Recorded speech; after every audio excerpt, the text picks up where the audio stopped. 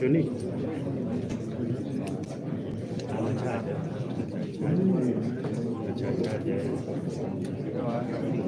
Unajua shida ni hatuwezi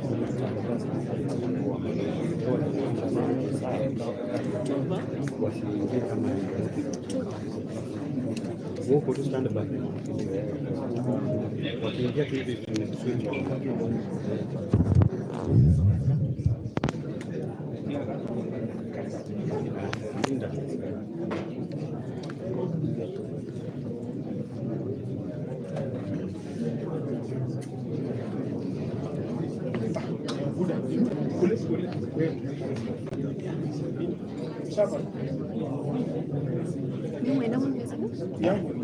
tutasukuma na maybe hata itakaa sawa. Yako ni gani? Kidogo tuliko live. Oh.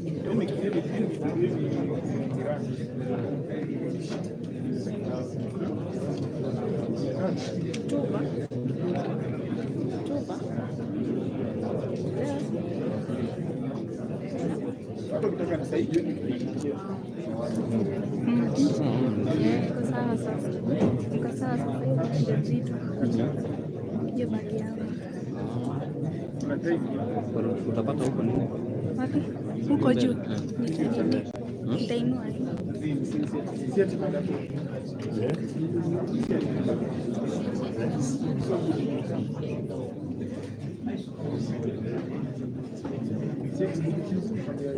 Kuambia ili zaidisha extension. Huyu ni.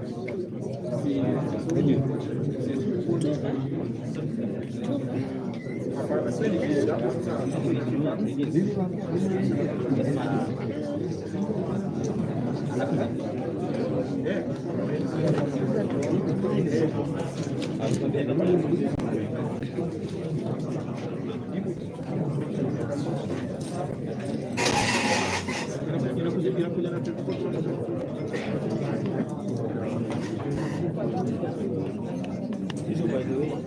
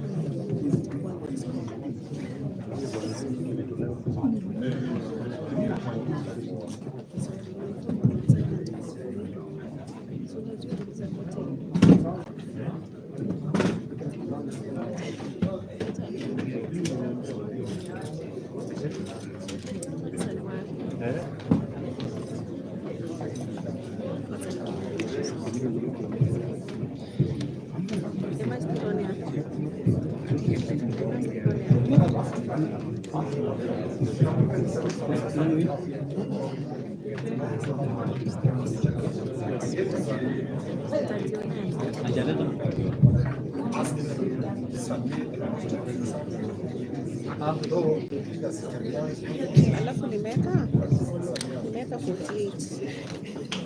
Uliniambia.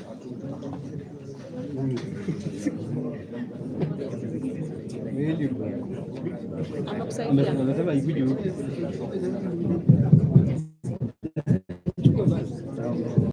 Na mbona hajaniambia? Mbona hajaniambia? Hakuna saidia aje. Hakuna kwa.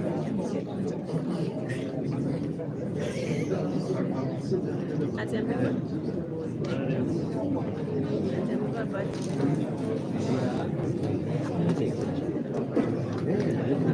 Hapa hivi kuna kampuni.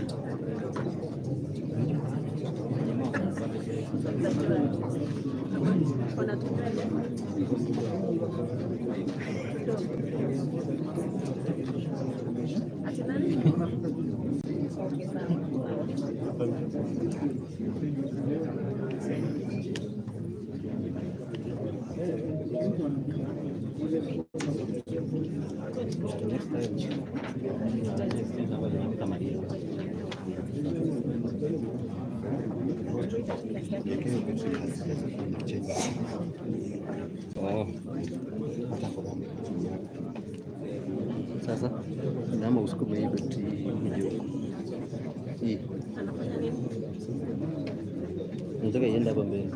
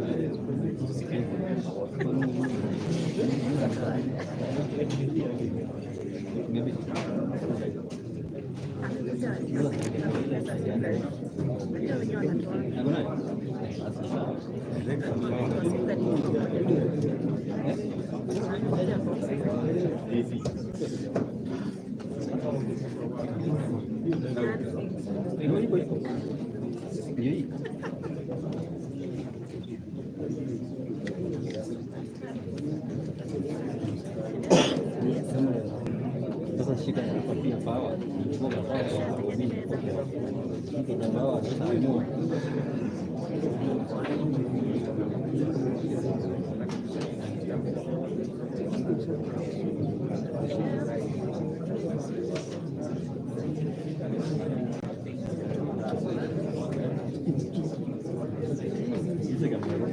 kama afadhali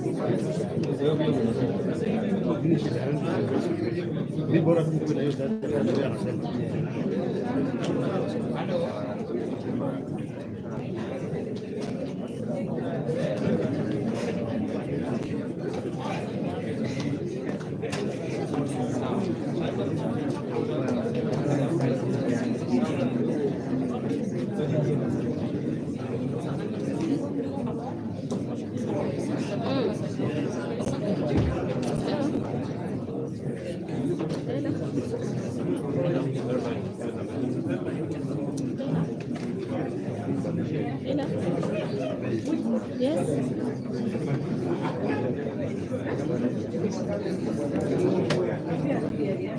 Yes.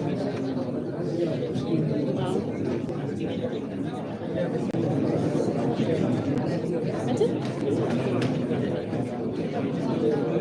Sijaanza. Check baada ya kwa set.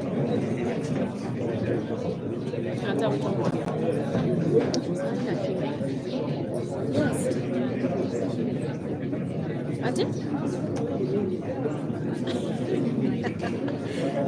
Itabidi tumengoja tu. Itabidi tumengoja tu.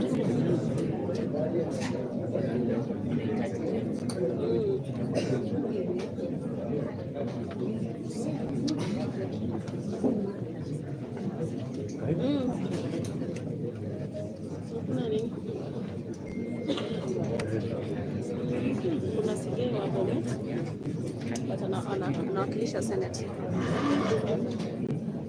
Wakili sigei wa Bomet, huyu ndio nilimwona, basi anawakilisha Senate.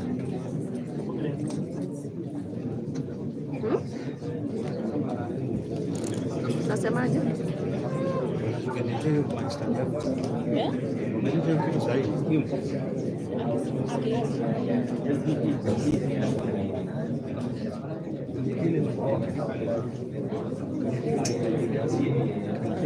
Sikupati vizuri, kushika simu. Unaelewa. But I always want to follow your roots, bro. Yeah?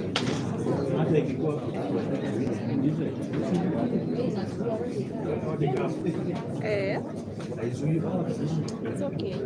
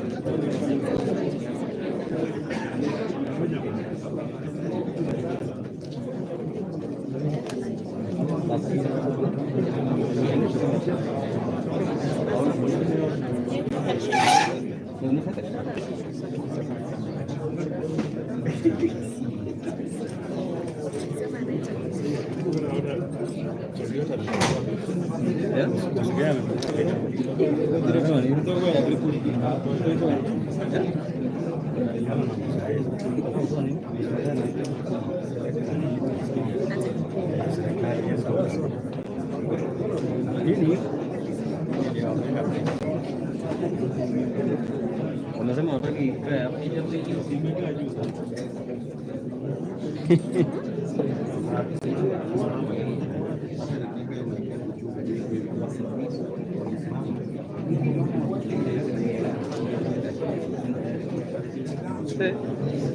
Hiyo maji ni nani? Hiyo maji imesimama hivi. Benki yako uende kupiga kwa sema hii nyingine hii iko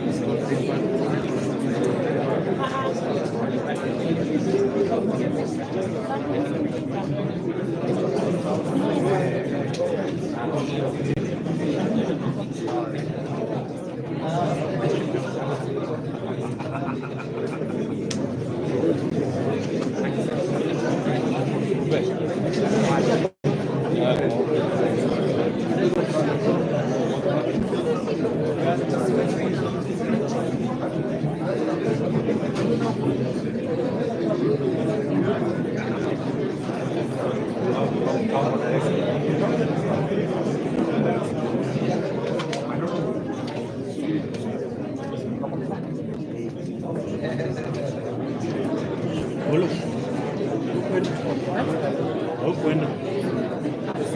Nimeenda kwenda pale chini kuleta maji na sumbua tukaenda chini hapo.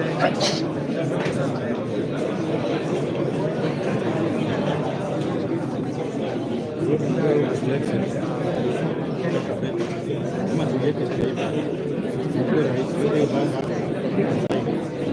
Kwa rahisi.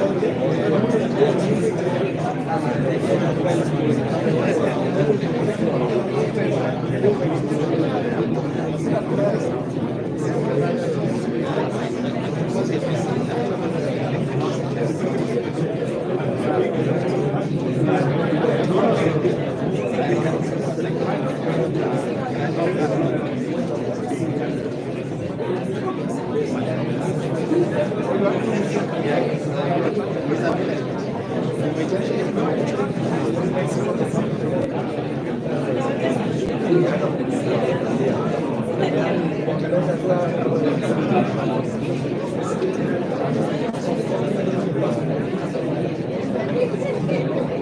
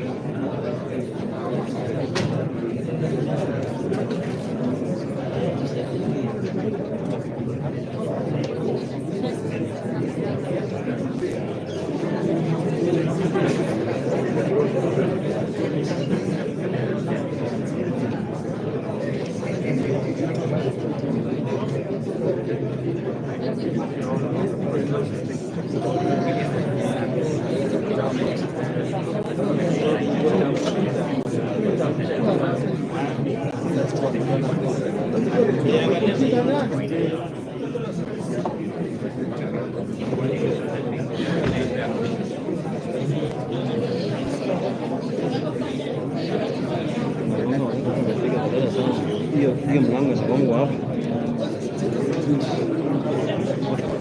Igongwa wakati watu wote hapo.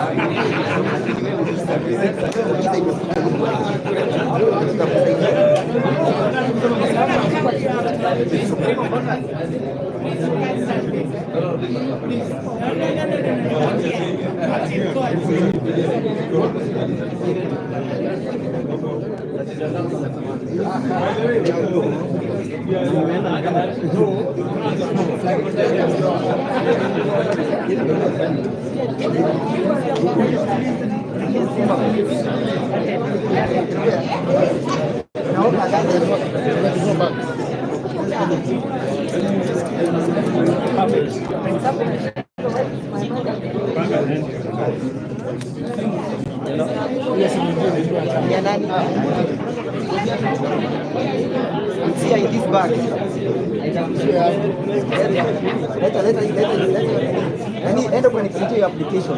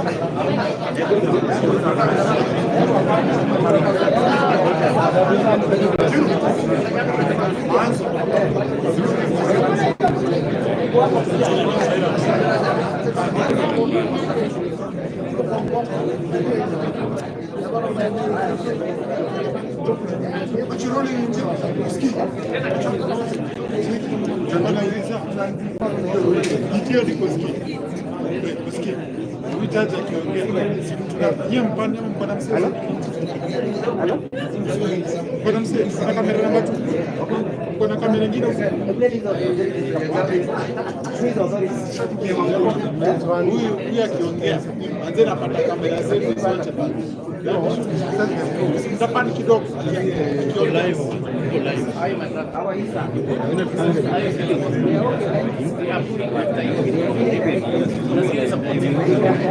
Anasema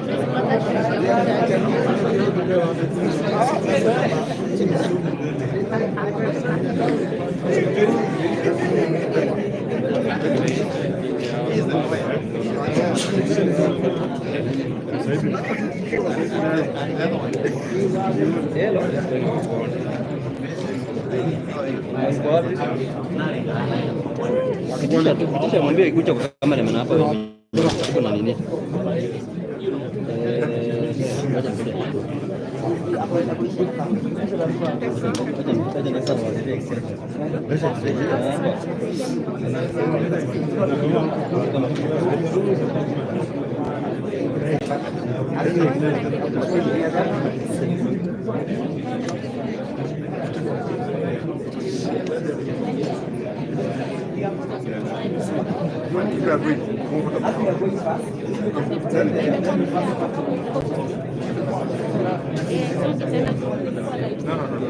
I'm an aspiring assessor. There's a vacancy. It's vacant. No. I know my work. Nikizukiza na tulo yosema. Yeye nimewachia gangsters kama yangu. Mimi ya kazi kuombea mfike mbinguni. Asante. Na nikazi mkusanya. Very hard.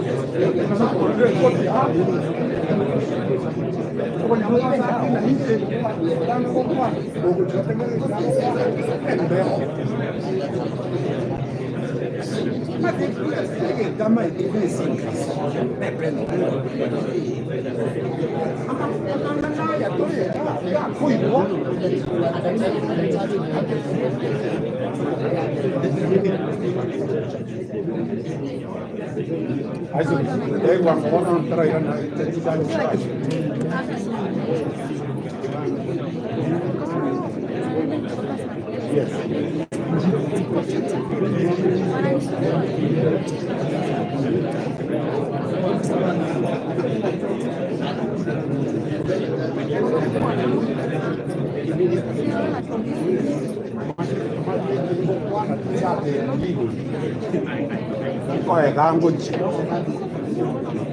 che ne in jumbo con the event in Yanchi non come una chihuahua and na poi che non ya in te vinge reini ya ne re uchi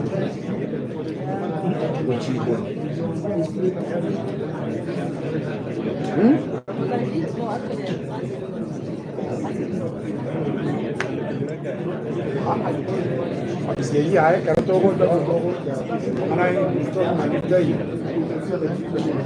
modello morale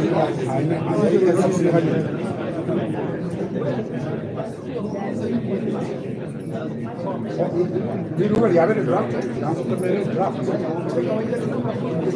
vedere il maio così girare becca con avion giurai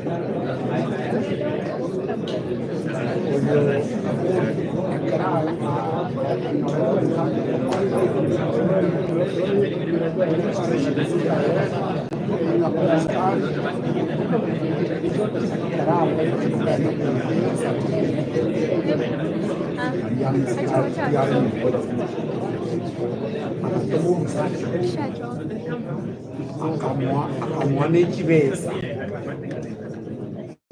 yes unosaja akaira nedi akamwana tabwate eni dao akapply rigasi ere bibiri yabwate ere jin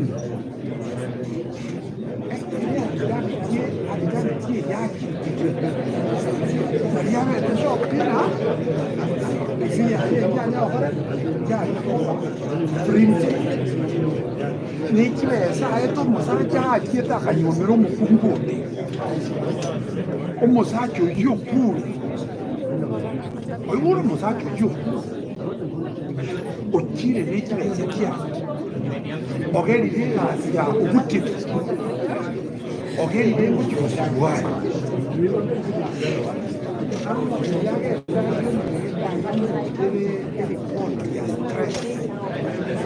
How these people affected their depression is healthier. So that predictable.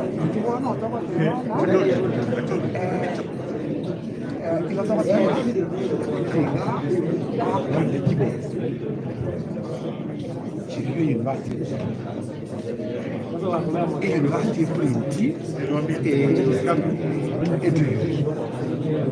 based on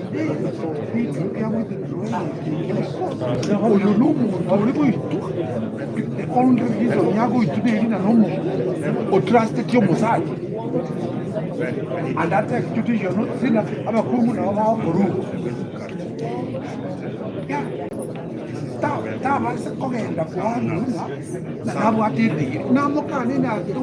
maybe in every university, all of them will be displayed. They will be withdrawn.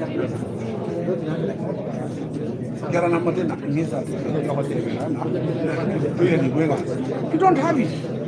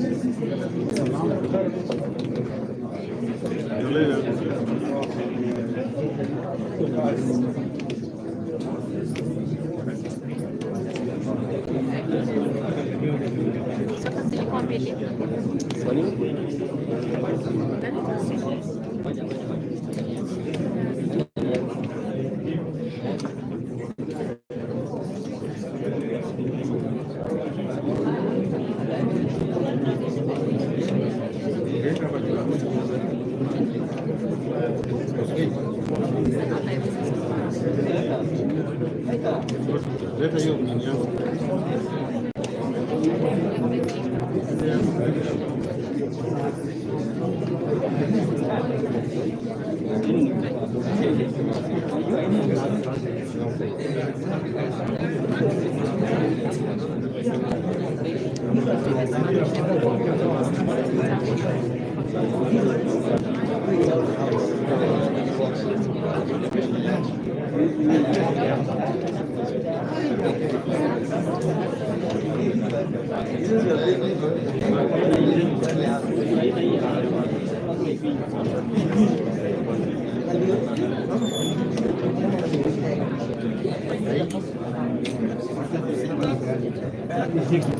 Udah.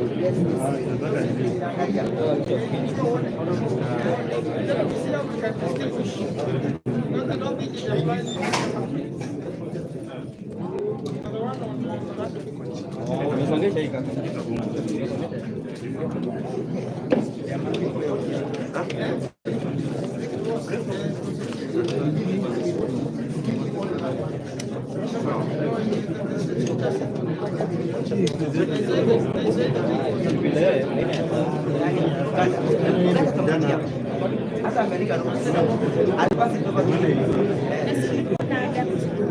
Amerika mpaka Kazi yake imeanza.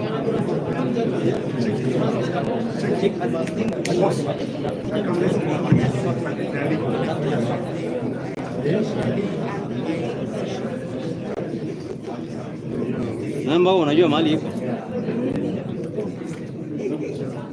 Aje nifungue. Hata nifungue. Hata nifungulie.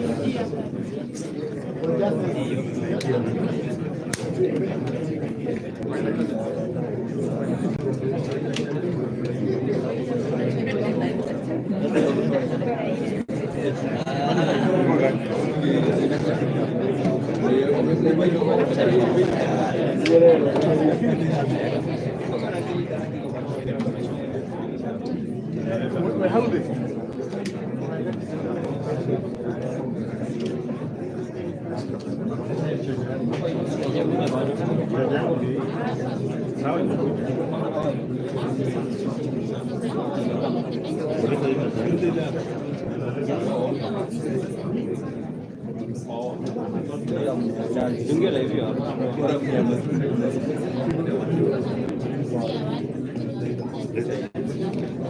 Baru kuna space.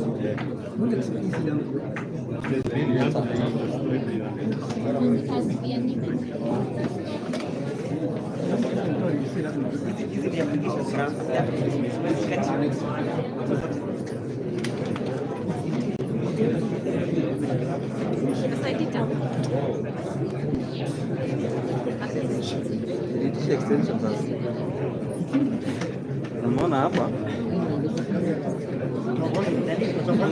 Unaweza wacha peke yako umesimama na watu wako sawa.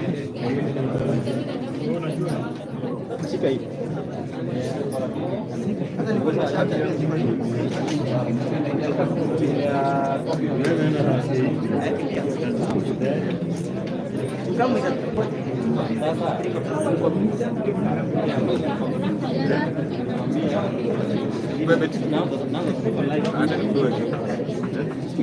Unataka niweke huko.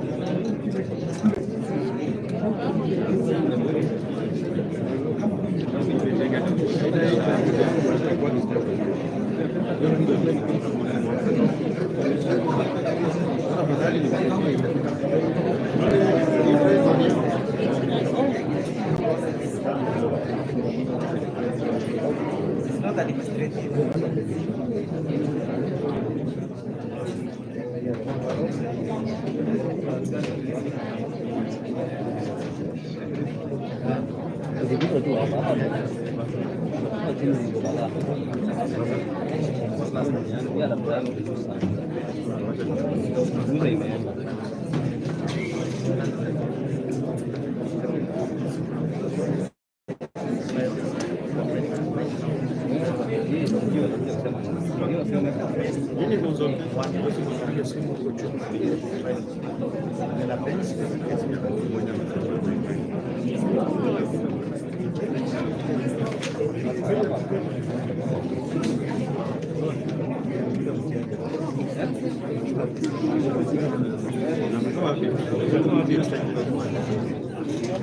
Nimepiga simu nikamwambia sawa, achana naye kidogo. Tena jamaa ananipigia tena hapa hivi, sijui alifurahi ama sielewi, ama kama sio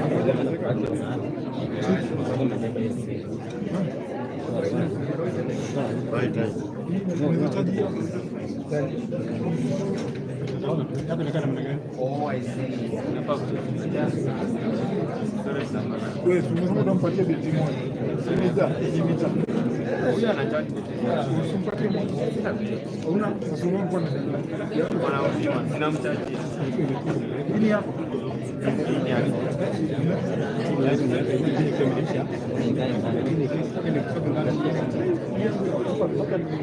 Kwenye kwa hapa iko na maweka. sikia hapo kwenda shimiko wapi? Hapo nimetamani. Hata kwa hiyo zende kujua mpaka nikuje nikute bidhaa.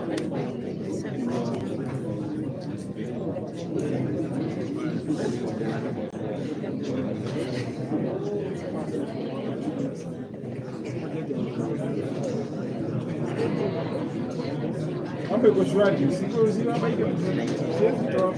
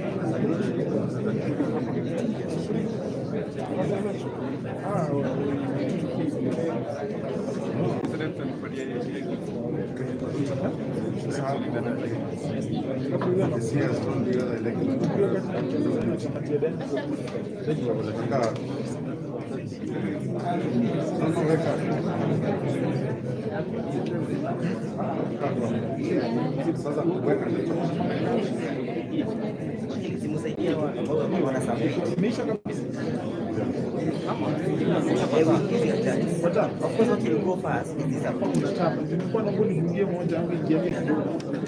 Kuruka hapa. Sina tabu.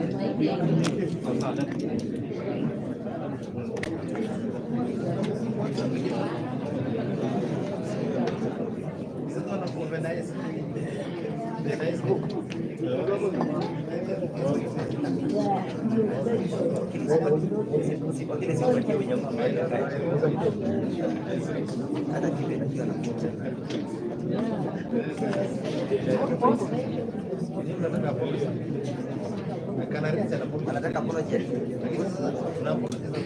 What the gist of this?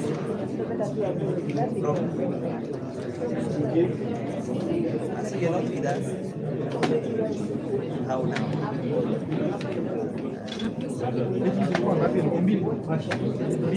Apology.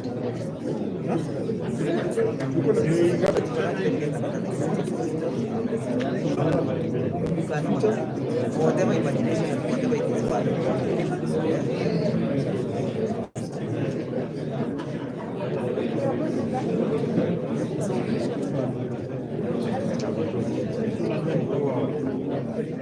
awe unataka ambiwa university chafu utapatana na yeye utapata na yeye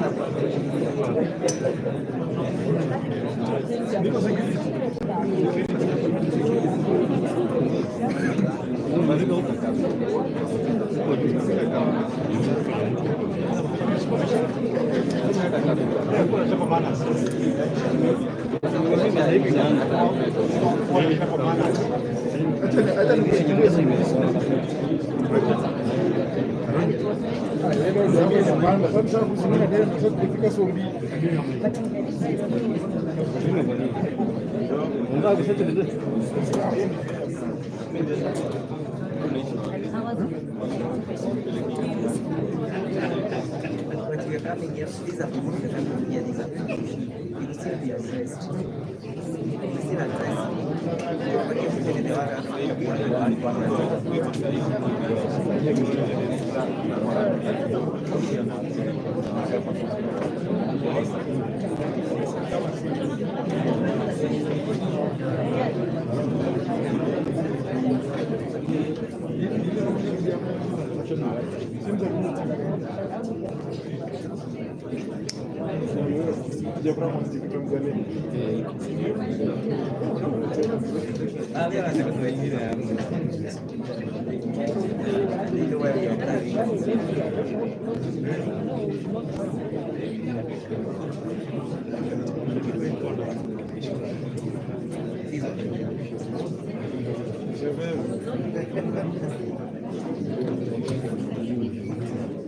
yeah, she has already.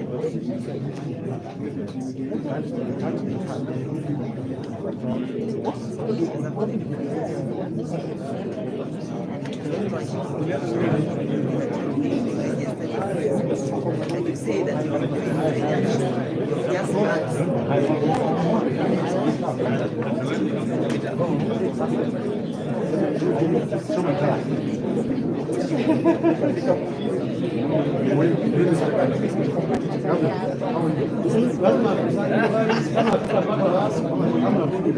Because of Canada, some good performers give space for us. Kindly.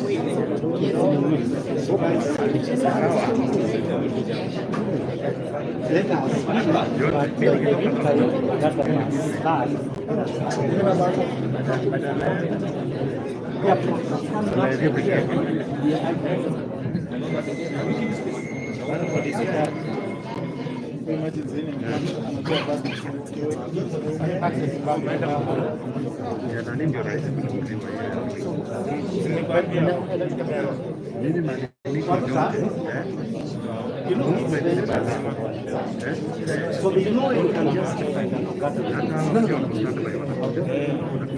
I'm saying seriously, yeah? But she's still like, the country is doing the application. Oh, you're there.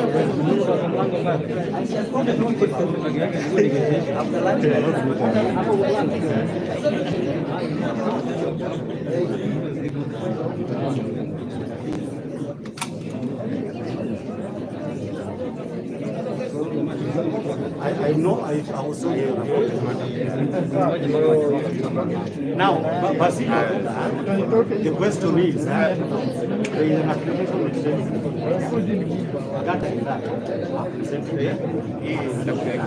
assuming I was not acting in the application, by the way, I'm not. Assuming I was not acting, I've no issue. I've done very just the right. Assuming I was not acting.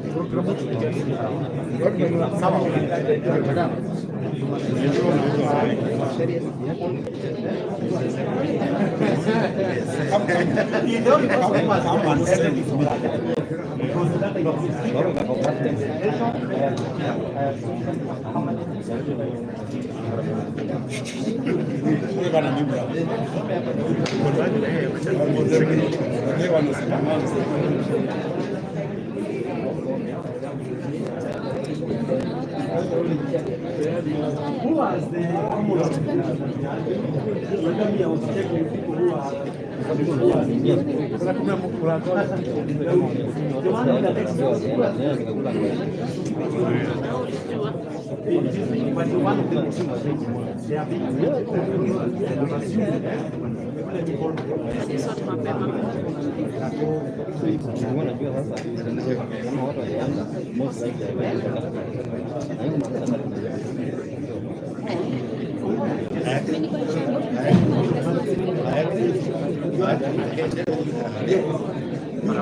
I agree and time.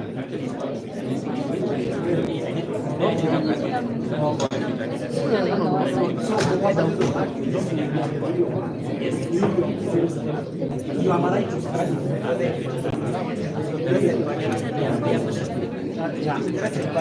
Yeah, but you are right.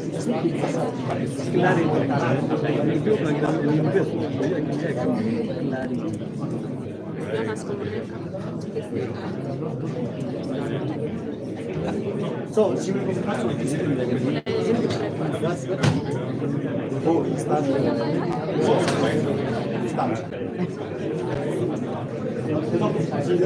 No, I think she will go fast.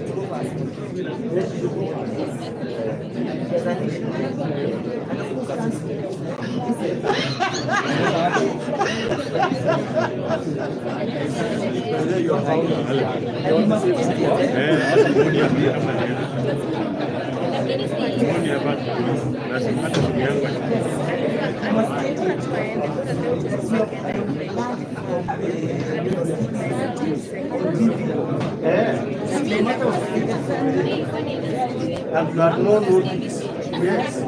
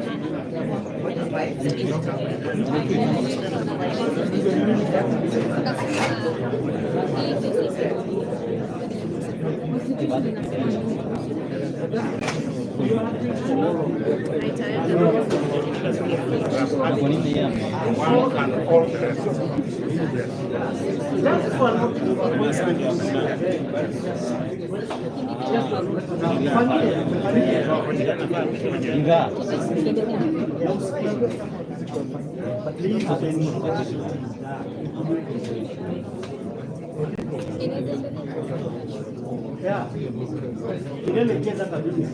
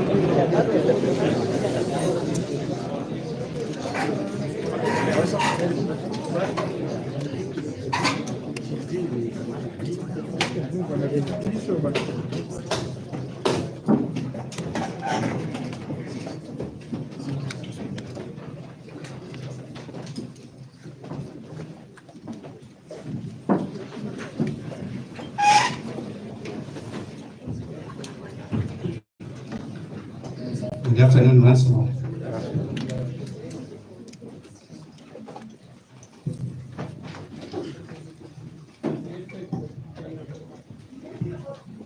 Just a minute, please.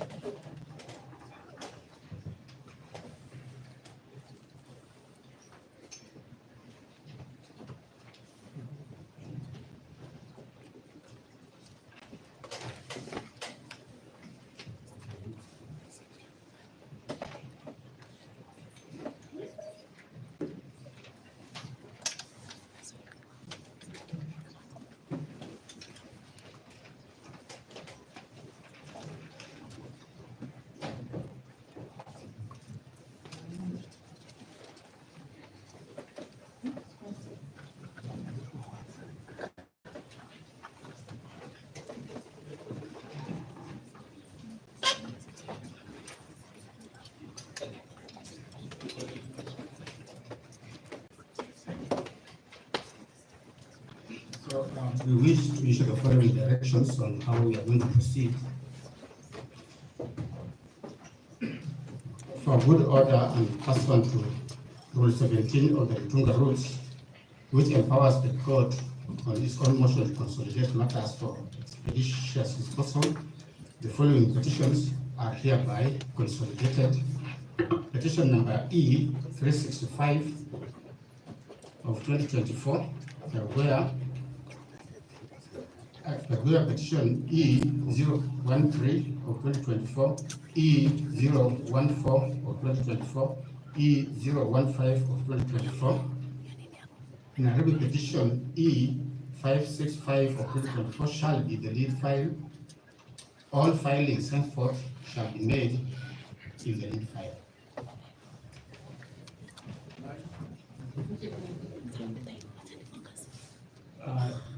Now, pursuant to that consolidation, the parties shall appear as follows.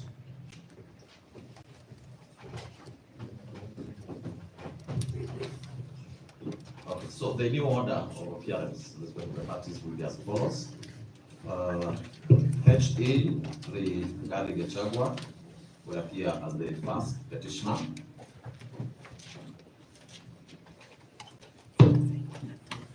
The second petitioner will be Thomas Kimoto Maingi.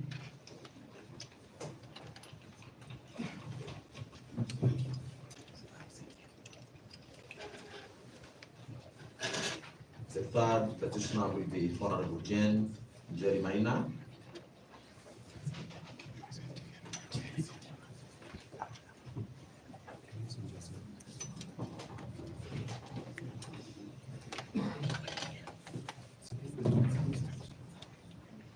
The fourth will be Honorable David Munyi Mazenge.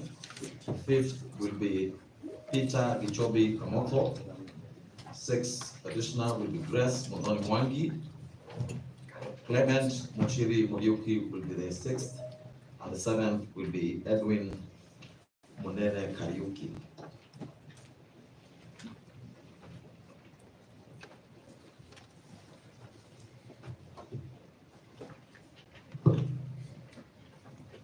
The respondents will appear as follows. First, to the fifth respondents, as they appear in E 565 of 2024, that is the Speaker of the National Assembly as the first respondent, National Assembly, Kenya the second, Speaker of the Senate will be the third, Senate of Kenya will be the fourth, and the Honorable AG will be the fifth.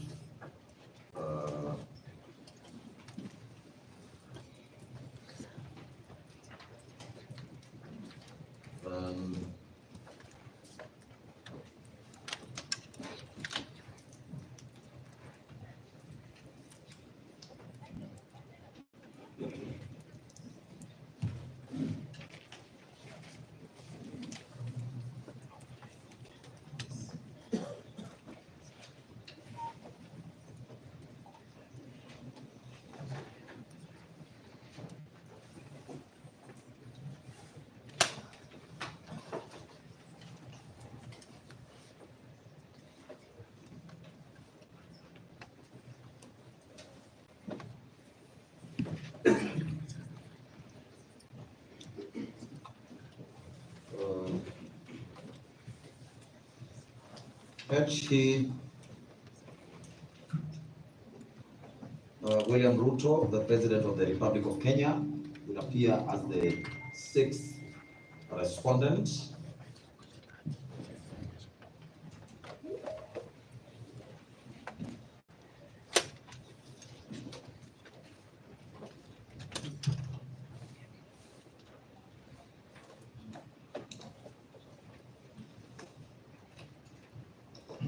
And the interested parties, the first interested party will be LSK as first interested party. That is the second one. The second one will be Professor Kithure Kindiki as the second interested party. Unless there's a party which is left out. Yes, my lord, with your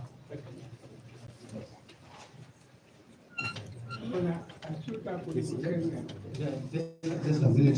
Is there anybody who has been left out when come to amend consolidated petitions? Yes. My name is Moto Teresia Manjiro, Testimonial Company Advocate. I was left out in the morning in petition 2013 of 2024. I had not been notified, and therefore I learned from these proceedings in the nation TV, and I decided to come. So therefore, yes, I came all the way from Kirinyaga because Judge Richard Moore was very clear that we are going to be notified once the file is forwarded before the Chief Justice. There was no communication. So we were left stranded what is happening, and our petition is being mentioned here today, and therefore we have had to rush very fast so that I can make it in the second session, like afternoon session. Therefore, I wish. Yes, maybe perhaps we can. Section E13 and E14, Kagwea. Yes, it was consolidated, and we were told that we are going to be notified. However, we were not notified. I just learned of it today on the TV at 11. So we had to rush very fast from Kilgoya so that we can understand what is happening and perhaps clarification purposes. Is there anybody who has been left out of the? My lord, with your permission, Yes. just to draw to the court's attention, there is an application lodged on behalf of an interested party in the name of United Democratic Alliance, which can be considered at an appropriate stage. Thank you. Intended interested party or interested party? It's an intended. He has not yet joined us as yet. And my lord, on the parties, Yes. in this petition, I'm assuming it's one of those that you have mentioned, 528 of 2024. No, it's not. We have not mentioned that petition. And, Oh, okay. and on that score, let me say this, that in the morning session, there were parties who had mentioned different petitions which were not before us. I think we should be very clear that we can only deal with matters which are before us. Should there arise a need for us to mention any matter which is not before us and which has been placed before us, we shall make that communication. So I think we need to be very clear that our jurisdiction is prescribed to particular facts. Thank you very much. My Lord, your leadership, permit me to request that the E565, in which the Deputy President is a petition, and E015, in which the Deputy President is a first interested party. Let the record of this noble court show that we were not given an opportunity to be heard on the issue of consolidation. The record show the court has acted of its own volition in the normal practice, even under the Muda rules, is to accord parties to state their views on a proposed consolidation. This is the court's own volition. We were not asked to give. Thank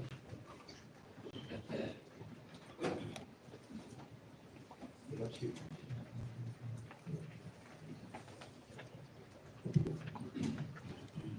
Your Lordship, we have had the orders that have been granted by the court, consolidating the matters and creating another lead file.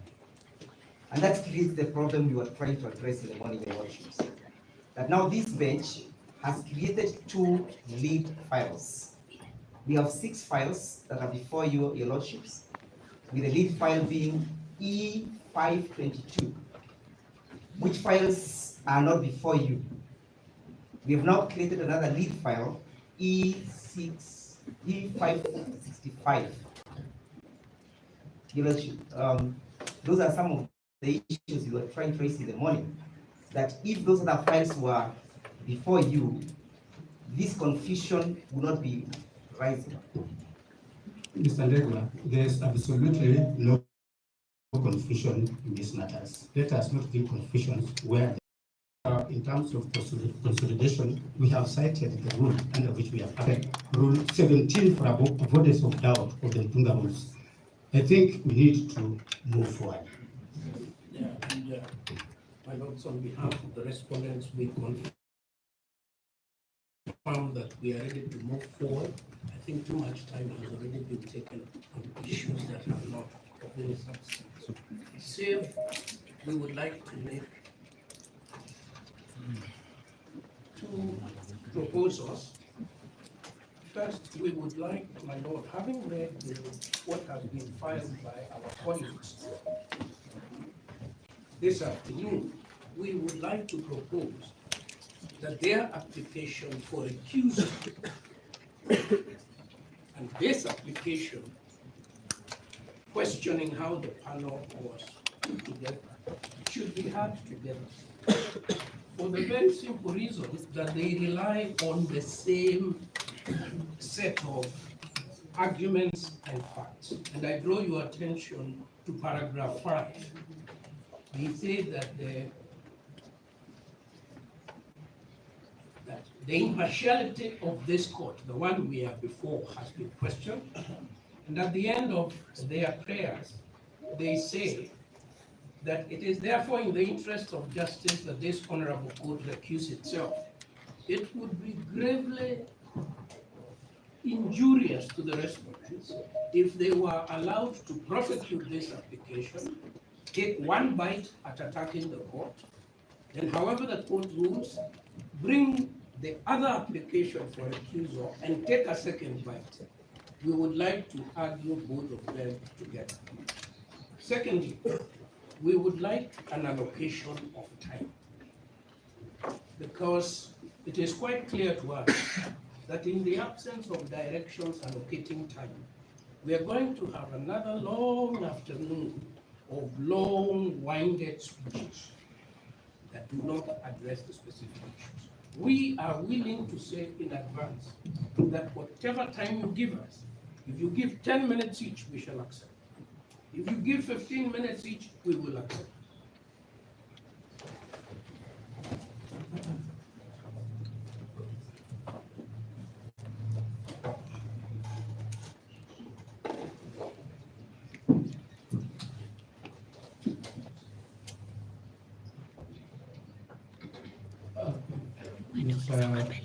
Professor Gifu, which applications have been filed? Yeah. How many applications? The one you directed, my lord, in the morning. Yes. But it is in that application that has been filed by Jindo Matiba and company advocates. That is the application that seeks, on the one hand, that questions how this bench was appointed, and on the second hand, it requires the recusal of this bench. So for avoidance of doubt, it is one application. It is one application. Yeah, three applications. But there is an earlier application for recusal. And that's why I'm saying we probably can hear both of them together. Yes. I'm sorry, my lord, but my lordships and my lady, I just wanted to remind the court of Article 159 of the Constitution. In exercising judicial authority, the courts and tribunals shall be guided by the following principles. And 159(2)b, justice shall not be delayed. So I'm requesting your lordships and my lady to kindly refer to that provision and let us move forward.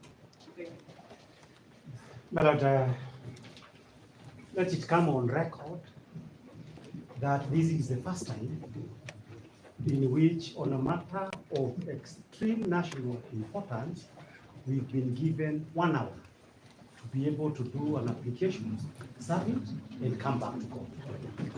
We have tried to do the best that we could in terms of complying with those directions. Of course, one of the issues that we could not be able to do is that the written application could not be able to do full justice to the instructions that we've been given and to our case. And therefore, my Lord, when Professor Gebu Muigai stands senior counsel to say that we need to be gagged on the issue of time, we protest. We shall require sufficient time. This sufficient time is not forever.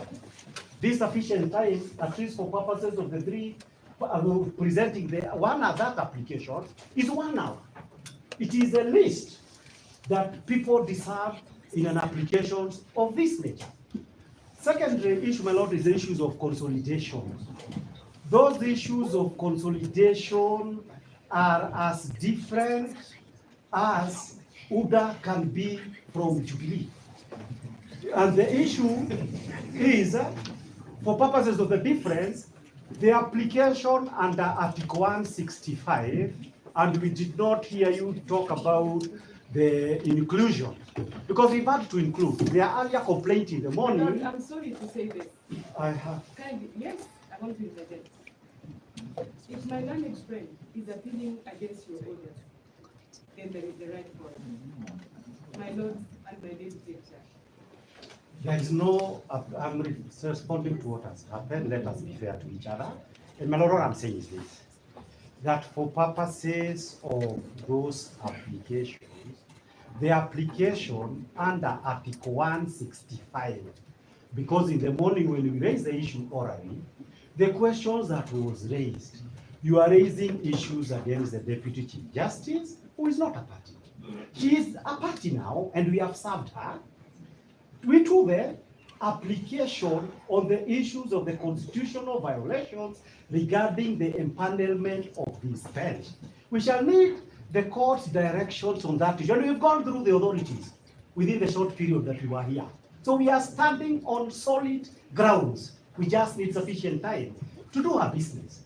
Issue number 2, my Lord, if that applications were to succeed, then it would effectively mean, as my learned colleague, Mr. Mboya, had indicated, that then the issue of recusal of your lordship becomes academic. But if your lordships were to hold that all these serious injustices that the petitioners allege were committed by the Deputy Chief Justice King, then we shall now address you, the issues that concerns you. And I need to add, on the issues of authorities, because now we've been told instructions. When we came here, we thought that while we were proceeding and actions, prepare the team in the office, let them prepare authorities to argue on the issue of recusal. When you were given 1 hour, we told them, oh, stop on the issues of recusal, now we are dealing with another thing. So, my Lord, we cannot be able to argue, if it is today, we cannot be able to argue as expected by our client on the question of recusal. And there is no similarity of issues. Therefore, my Lord, I urge you that let us adopt fair procedure. This fair procedure has is there a specific application for recusal? There are 2 applications. Where are they? At least I know, Gregor will mention one. We are actually bringing them, even one of them in number 015 is an application dated, I believe, yesterday, 21st of October. There is another one.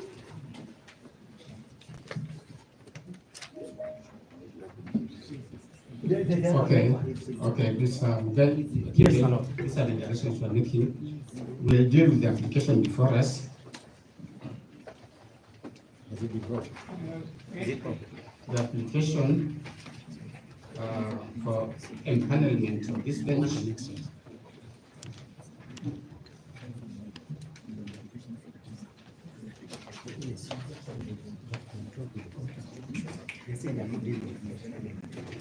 Can I have application of next year?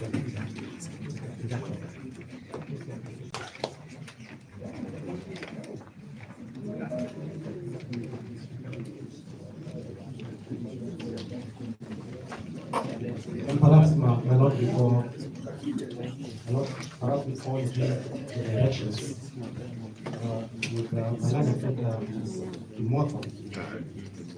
She's informing me that she was not aware of the elections in the morning, that applications be filed and we come back before you.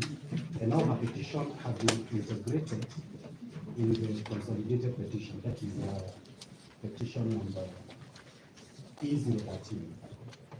Therefore, she's not been able to file an application either for refusal or for challenging the panel.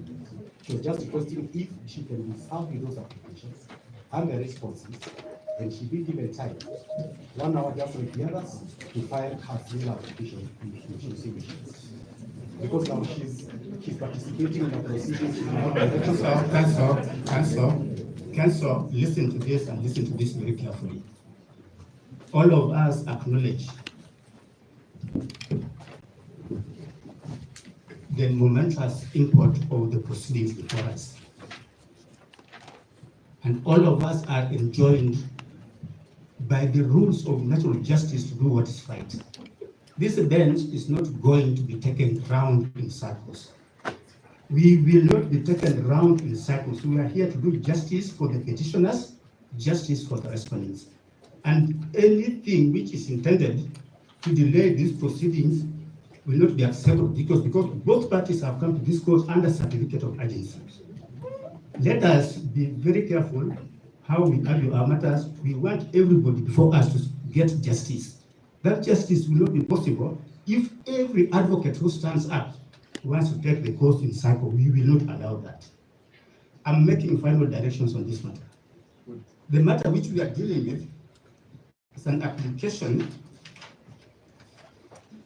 dated 22nd of October 2024 by Jindo Matiba and Company Advocates. It seeks orders under Rule 3 of the Constitution.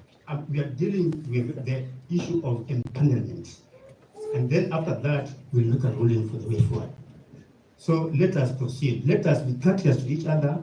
Let us be courteous to the parties before us. Parties before us are very okay, but let's not be a theater by advocates to derail the process. I beg you.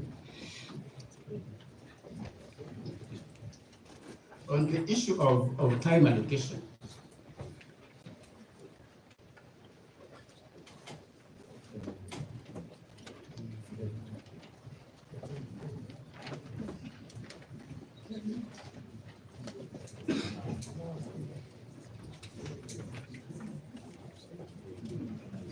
Judge Mureba will give the final issue directions on time.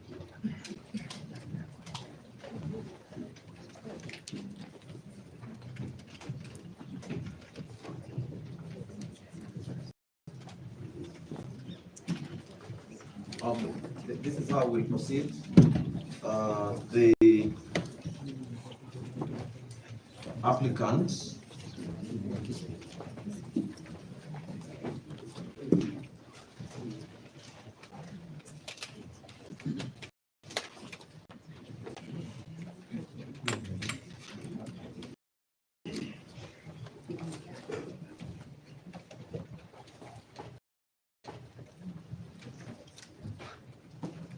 applicants will have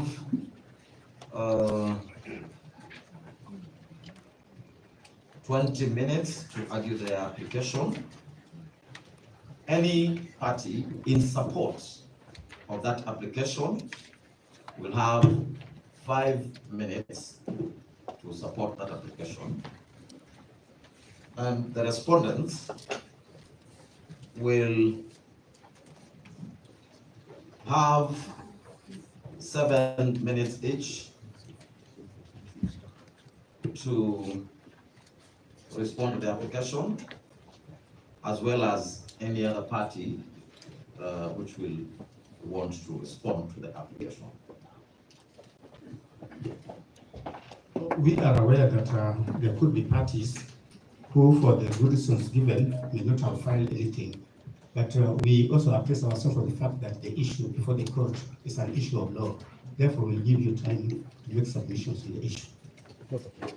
May I please, the client I and my colleagues represent, the Deputy President, is the subject of the removal of the subject of his pleas to this honorable court for him not to appeal. The application for the constitutional bench is made in E015. My friend, so that effectively the subject matter of the removal is being given only 5 minutes. I plead with you, give us 10 minutes. How long do you need? 10 minutes. Out of 6. You have 10 minutes. You have 10 minutes. Yes, yes. I feel the instruction. Dr. Kamuna, we please, we are not audible. Oh, I'm sorry, I speak now. Yes, speak. I received the instructions yesterday from Gachagua here that I come and make an application that Gachagua here would like to be joined this meeting. We all know Gachagua here. We can't pretend that we don't know. And we know the role Gachagua here has played in advancing the jurisprudence of the Christianity and the rule of law in this country. So I urge you respectfully that you place my name on record. Secondly, I would like also to place my name on record in my own right as an elder at the bar and one who has seen for a number of things which I may not be able to say if I'm representing the position. That is okay. We have done that. Thank you very much. May I then comment on one small thing? My lord, the country is not crisis. There's a constitutional crisis. There is a national crisis. And our coming to this court is like commencing or opening an opportunity for healing in the country. And if I may say so, with tremendous respect, this is not a matter where you should be allocating some 5 minutes, 10 minutes, 20 minutes. No, that is not suitable. Let these lawyers talk. They are part of the healing process to the 15 million of Kenyans. A number of them are glued now to radios and TVs, trying to hear what is being said in this court. And for this honorable court to come and say that my ever friend, Mr. Mwite, will only have 10 minutes, will have no 5 minutes. Mr. Mwite asked for 10 minutes and we allowed him to have 10 minutes. He said so because he was under coercion. What?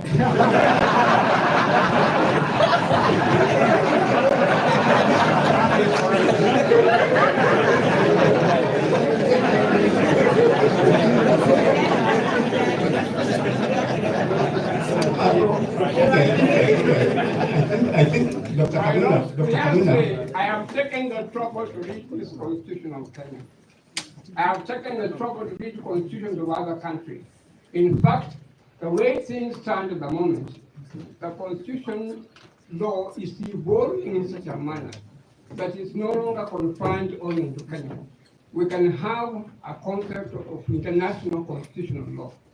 And if you read that law, including the American law, which I've taken the trouble to read, and which I've had access to it for many years. Dr. Kamuna, we made proposals and we gave directions. Apparently, you are not satisfied. What is your version? What would you want us? You want to give everybody how much time?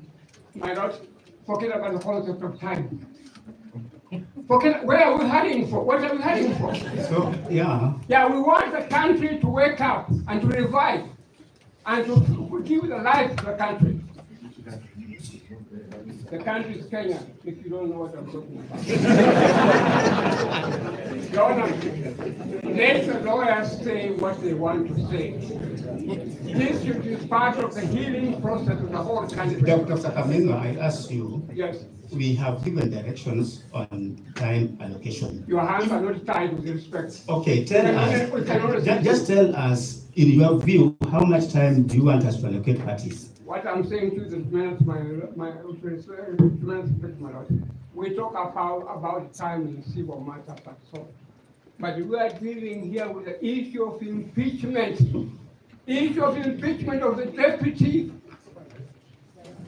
president. It's not a small matter at all.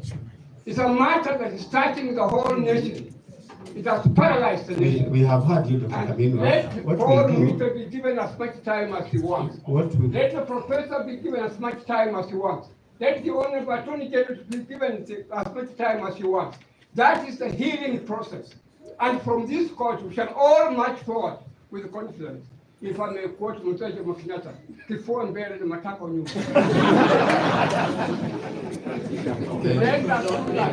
Let us talk about corporate time. Where are we going? My Lord, Where are we going with maybe I can assist Dr. Kamino. With respect, will you sit down? Kamino is talking. Will you sit down?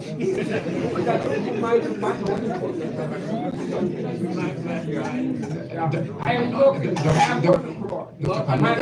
Under the rules of this court, senior counsel has preference, speaks first before any other person except the Attorney General. So if you would please sit down. I, as senior counsel. I will not speak down. We're not practicing law. You're still doing breastfeeding. That is also. So, my Lord,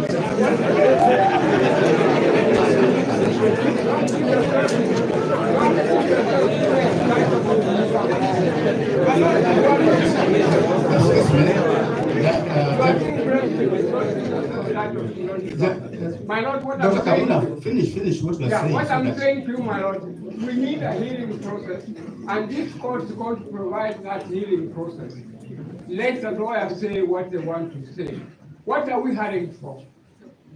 Let us not have some people calling themselves professor or senior counsel, titles that don't mean anything at all when it comes to this. I think they mean something, Dr. Kamino. They do mean something. Something means something when it's you and you approve it.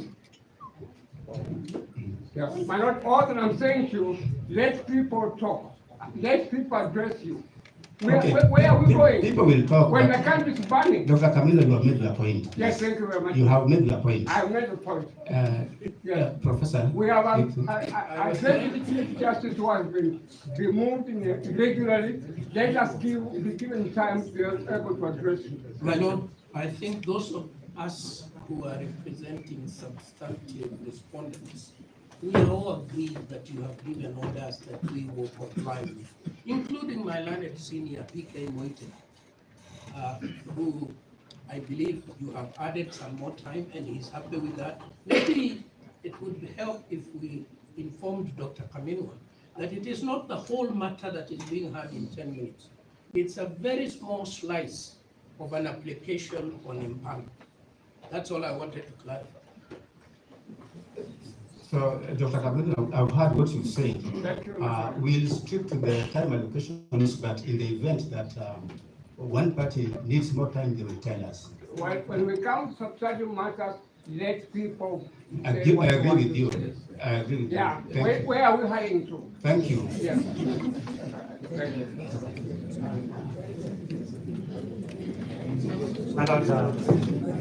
In view of that time allocation, and I thank senior counsel, the senior most going by the Kenya law reports before you. May I mention my name? Dr. Kamino. Thank you. My Lord, even the report of the East Africa Law confirms that. My Lord, the point I need to make, and I beseech you, because of the serious time that we had to prepare this application, I could only prepare for certain aspects of this application. My colleagues, Professor Gada, and my colleagues, Ndego and Jiro, within the 20 minutes that you have allocated, I will say my piece It is insufficient, but I'll try. Please give Ms. Professor Ogada and Mr. Ndego Anjiro 10 minutes each, and at the end, when we hear what the respondents are saying, you kindly give me a hint, indicate 20 minutes to do anything. That will enable us to be able to proceed without anybody feeling we want to be here forever. We don't actually want to be here forever. We want to deal with the business of the day. So that does not change any time allocations by more than 30 minutes. So I urge you not. So who's starting? I'm starting. Yes. So that I do 20 or gather 20 because he has to deal with some authorities. I didn't get enough time. I missed 10. Then I'll do the rejoinder. My Lord, the application that is before you is dated today. It is supported by the affidavit sworn by. It is supported by the affidavit sworn by Honorable David Munyi Madenge. And for the record, all lawyers from Matiba, Ogada, Ndegwa, and myself, the record indicates we act for everybody without drawing any distinctions because I believe there will be no time for that. So we act for all the respondents, for the petitioners, for purposes of E015. My Lord, before going on to argue this application, there is a small point that I wish to make regarding the issue of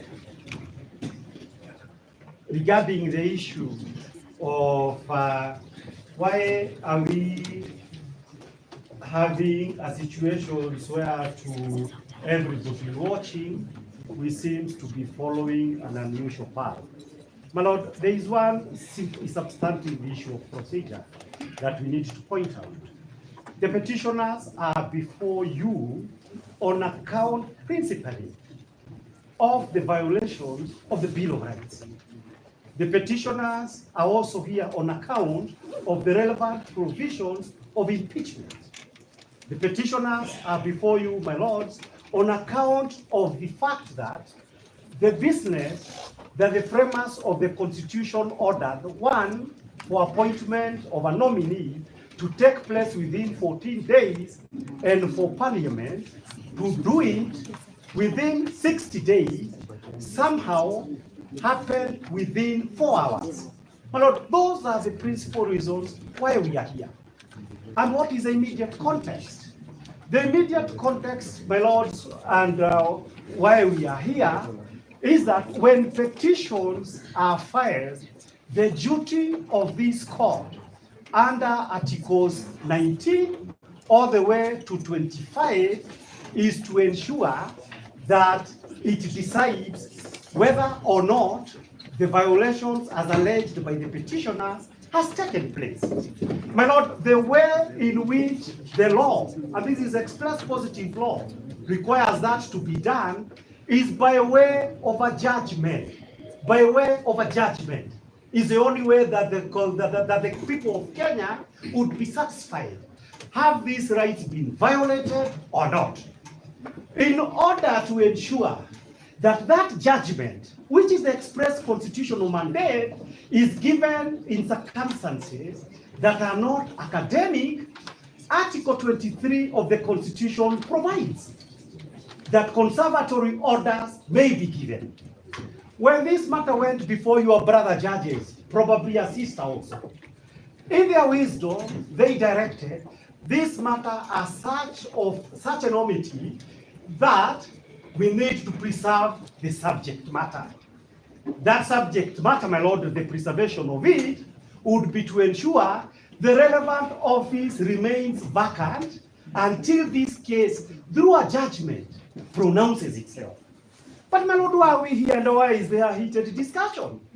We are here and we are having a heated discussion because what is the clear intendment of the Constitution is being circumvented, so that to ensure that the subject matter is not preserved. My Lord, this would be akin to a situation in which somebody comes and says, I am being evicted and my things are being removed. A court says, stop the eviction process up to where it has occurred. Then the respondent comes and says, no, leave those orders so that I can carry those things that it is alleged I was unlawfully taking. So that, my lord, in the face of the fact that what conservatory orders are supposed to serve, I beseech you, and I believe the entire country would expect that there has to be preservation of the subject matter of the application. So that, my lord, now, that being the context, it is absolutely important that we do not lose sight of the moment. It is heated, one, because there was a sitting on Saturday. Before application responses could be made, we found ourselves here. We were supposed to come here on Thursday. We are here on Tuesday. So that, my lord, and there are a lot of matters that directions must be given. So that, my lord, that context would be absolutely important, because when all is said and done, the critical issue before this court is a right under Article 25, the right to fair hearing and human dignity.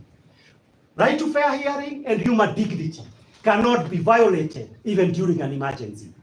My lord, that being the background, I ask you, and we shall be asking you, because that is the context where all these things are happening, that you ensure that whether heaven falls, the High Court must stand up, if for nothing else, for the right to preserve the subject matter until this High Court pronounces itself through a judgment. Because that is express law. Having said that, my lord, I come to the prayers. The prayers are like this, and we had already indicated. There are about 6 substantive prayers.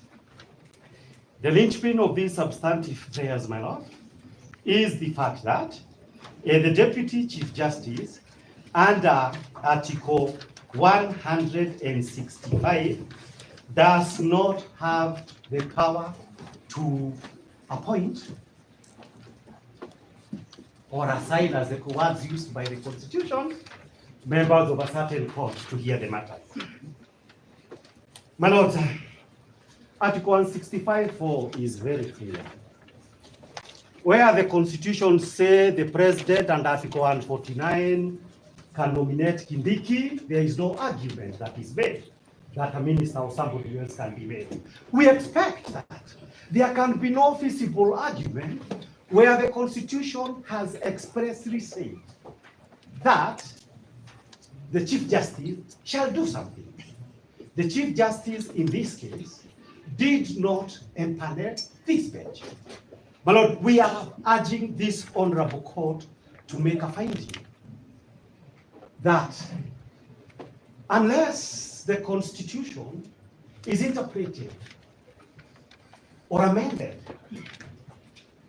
to give the Chief Justice, the Deputy Chief Justice, the power to empanel a bench by express reading of the Constitution, she cannot be able to do that. Issue number 2, my lords, is that it is not for nothing that it is one of the biggest occasions that the senior most judicial officer is the one that the people of Kenya, judicial power in the first place vests in the people. Judicial power by express words of the Constitution or to do this appointment and work under Article 165 was vested on the Chief Justice. It is not by accident. It is by the express intention. So that, my lord, on the face of it, when a state officer who is not directly mandated to do something ends up doing it, under public law judicial review, it is done every day. You did not have the power under statute or the Constitution to do that.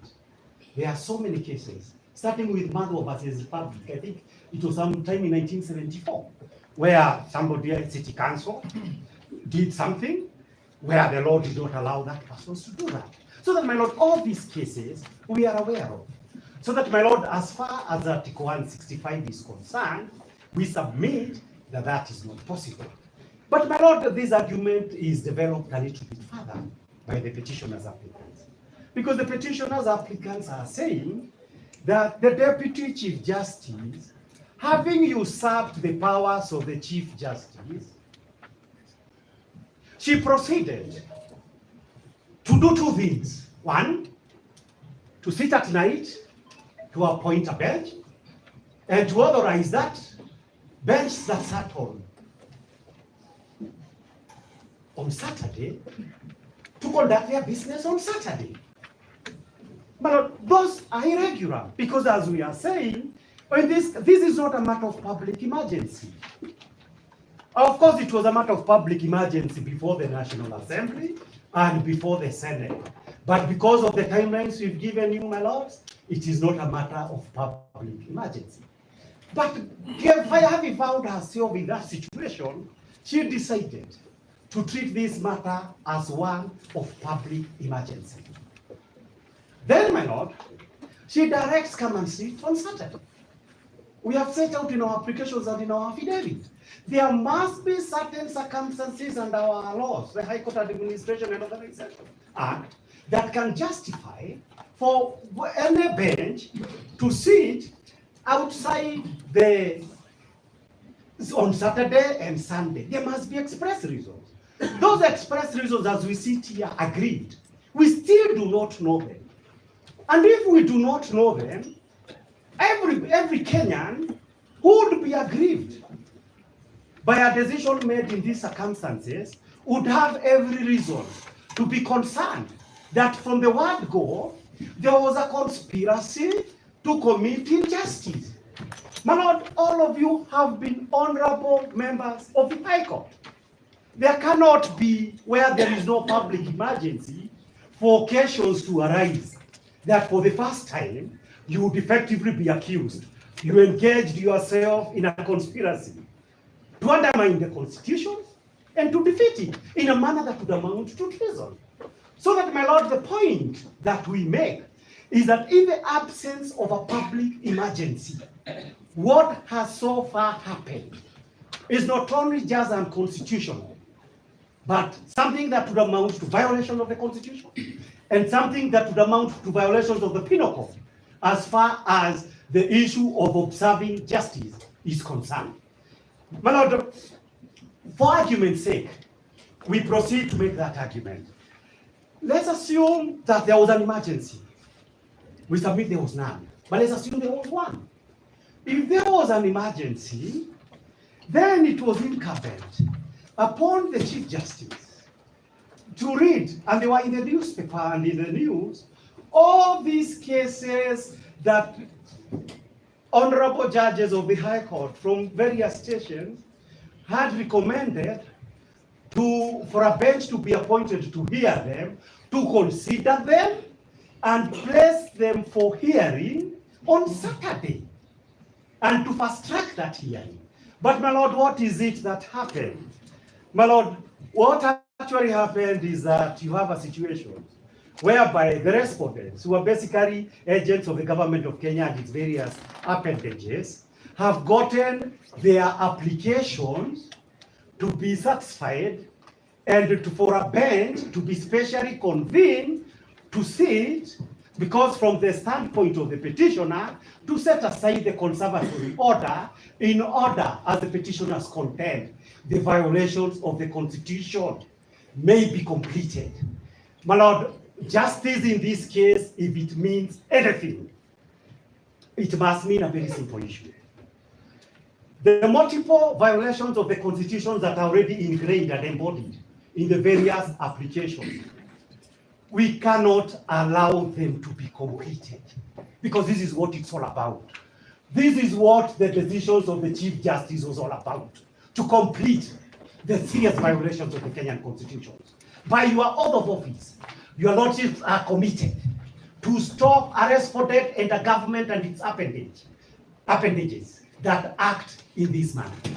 My lord, what does it amount in law for the Chief Justice to say you have about 15 or 20 cases, as I hear from my learned colleagues who have been in this matter longer than me?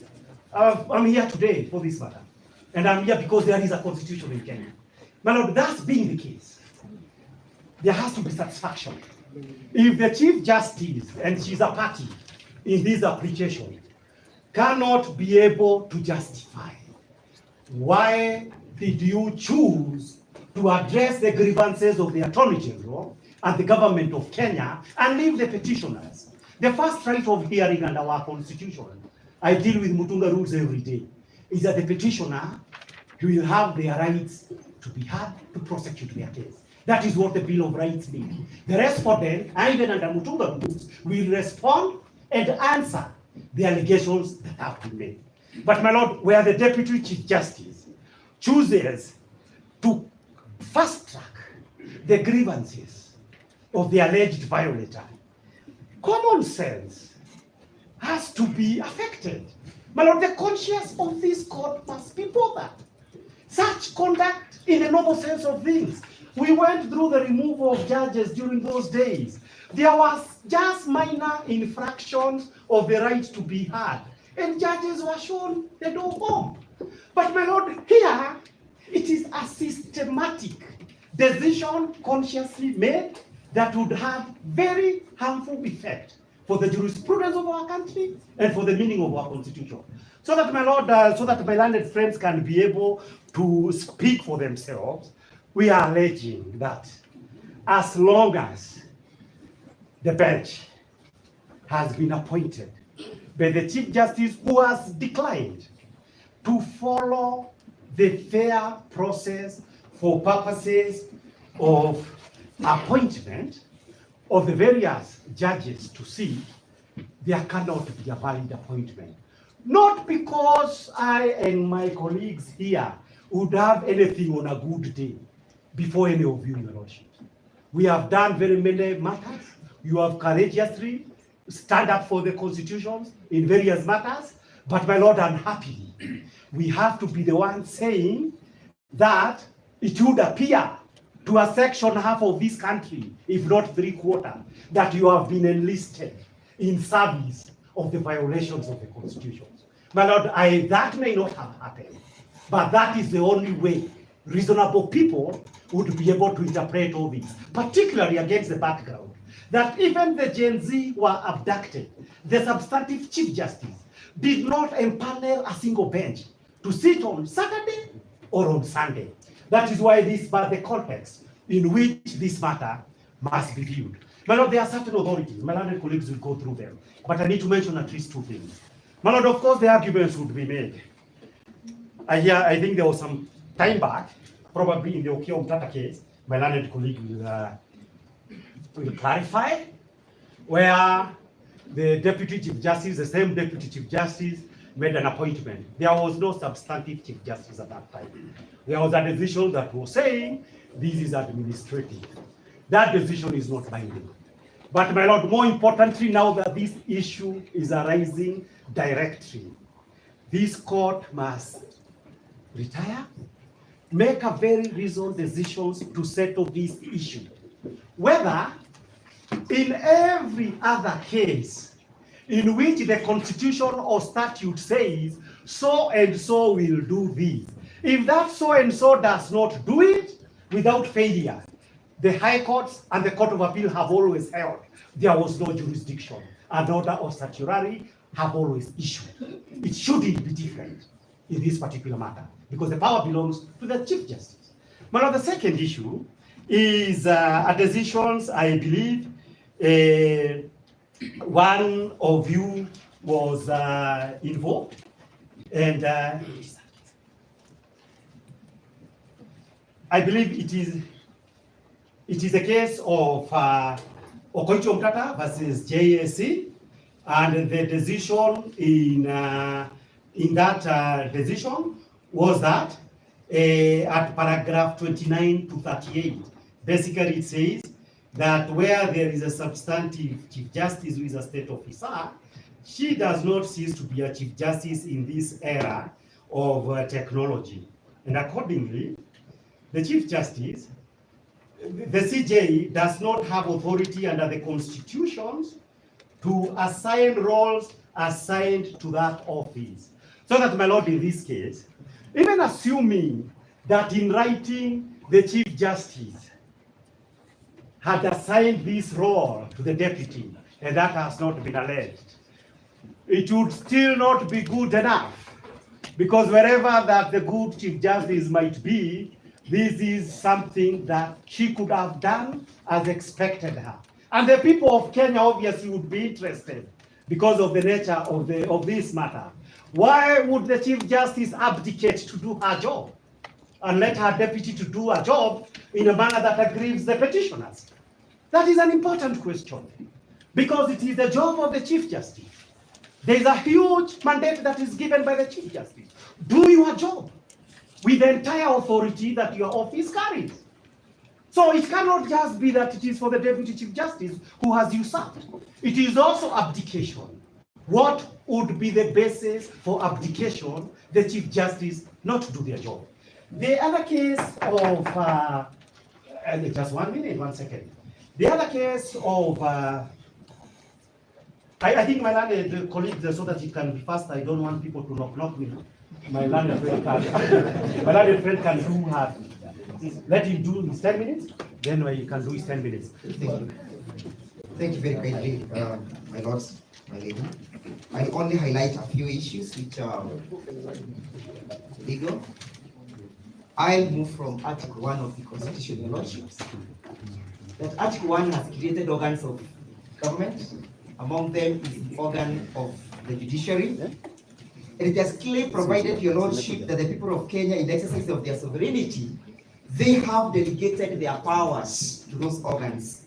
In this case, the power under Article 165, Clause 4, is exclusively delegated to the Chief Justice.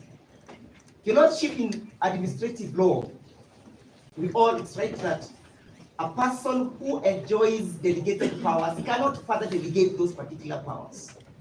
In this case, in this circumstance, your lordship, it is not known to the petitioners under what circumstances the Chief Justice may have delegated these powers to the Deputy Chief Justice.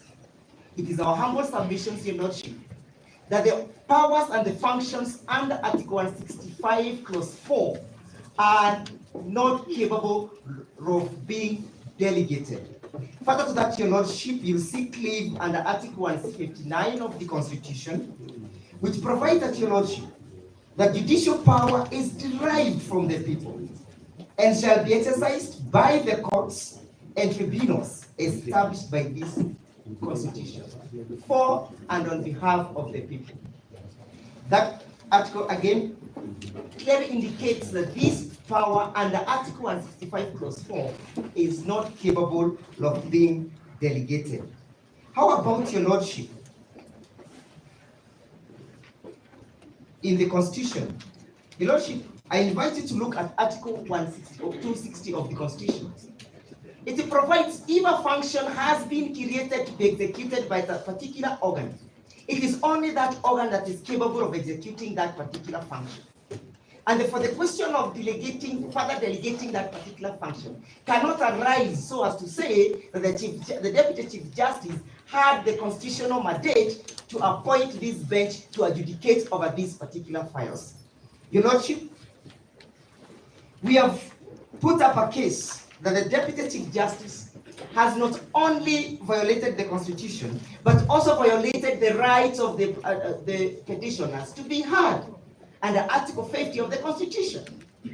When they moved to appoint a bench of this, the bench, and failed to notify the parties herein as evidenced by the counsel appearing for the petitioner in petition number 14, it tells your lordship that the expediency for which it was done was so as to meet the objective of setting aside the orders that were granted by your brother Justice Mongo and your brother Justice Mwita. Your lordship, when you retire to make a ruling of our application, it is important that you pay serious attention to paragraph 12 of our affidavit, paragraph 21 again of the affidavit, paragraph 22 again, and also paragraph 27. And then you might want to ask yourself, under section 10 of the High Court Organizations, High Court Administration Organization Act, how, under what circumstances, the Chief Justice, the Deputy Chief Justice, authorize you to sit on a Saturday Under what circumstances did the Chief Justice herself, Deputy Chief Justice herself, sit at night, in the wee hours of the night, ungodly hours, and constituted this bench?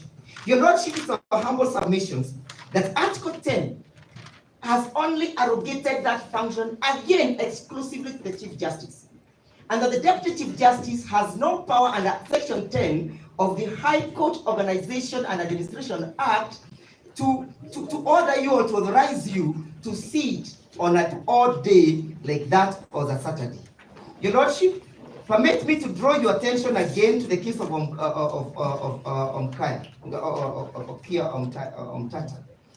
When you retire and the judgment will be highlighted by my learned friend, it is of importance, Your Lordship, that you look at paragraph 192 of that judgment.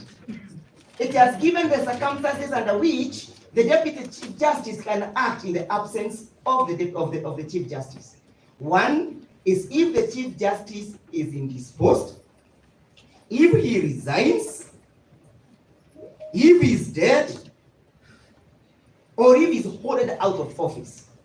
The question of leave, to which we are submitting without knowledge whether that is the circumstance that led to the allocation of powers by the Chief Justice, is not one of the grounds or reasons that the Chief Justice can exercise, the Deputy Chief Justice can exercise the exclusive powers meant for the Chief Justice.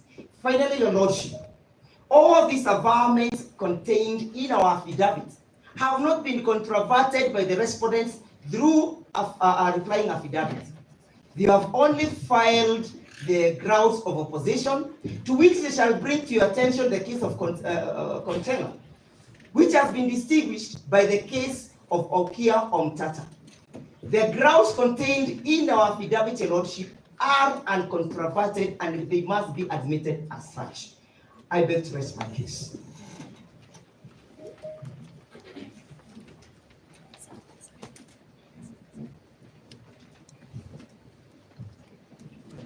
May we request counsel to give us specific reference to Okio Matata has been mentioned by two counsel. He's probably the most prolific litigator in the history of Kenya, so we don't know which of his many cases are you referring to. I will certainly be addressing my senior at the bar, senior at the academy, Professor Gideon Mugai. It is a pleasure being with him in court. A man or woman who plants a tree, not knowing fully well that they will not sit in its shade, knows the meaning of life.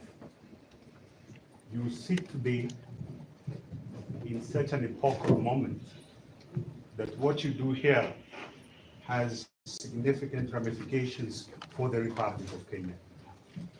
It is for you as a court to rise to the occasion. This court has defined the Constitution as a transformative constitution. And this was done by this very court, differently seated. In the BBI case, David, Ndee, and others, versus the Attorney General. And this is what the court said about the Constitution 2010. It is a constitution of a transformative character. And this transformative character of the Constitution induces large-scale social change, including the character and conduct of politics. That the Constitution bears an internal theory of interpretation. Starting point for discerning that internal theory is Article 259 of the Constitution. That formalistic approaches to constitutional interpretation are not favored. And lastly, that the Constitution has provided for its own theory to protect its values, objects, and purposes. That is what is before you as a court today, that you are supposed to maintain that innate character of this Constitution as a transformative charter. The other side has filed grounds of opposition, And in their grounds of opposition, they raise a case, Lorna Conchela and others versus the Chief Justice. That was the grounds of opposition by the Attorney General. And in that case, this High Court said that the power to appoint a bench is administrative, and that that power can be performed by the Deputy Chief Justice in limited, constricted circumstances, so that the normative holder, the Chief Justice, performs it, but the Deputy Chief Justice has to perform it in certain limited circumstances. Those limited circumstances have to be demonstrable. That is Conchela.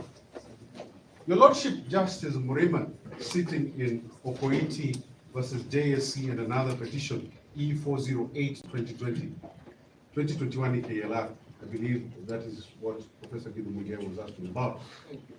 Paragraph 2938. Justice Murima finds that the authority under Article 165.4 is a constitutional authority, so that that authority cannot be delegated by the Chief Justice, because the Chief Justice does not cease to be a state officer, even on leave.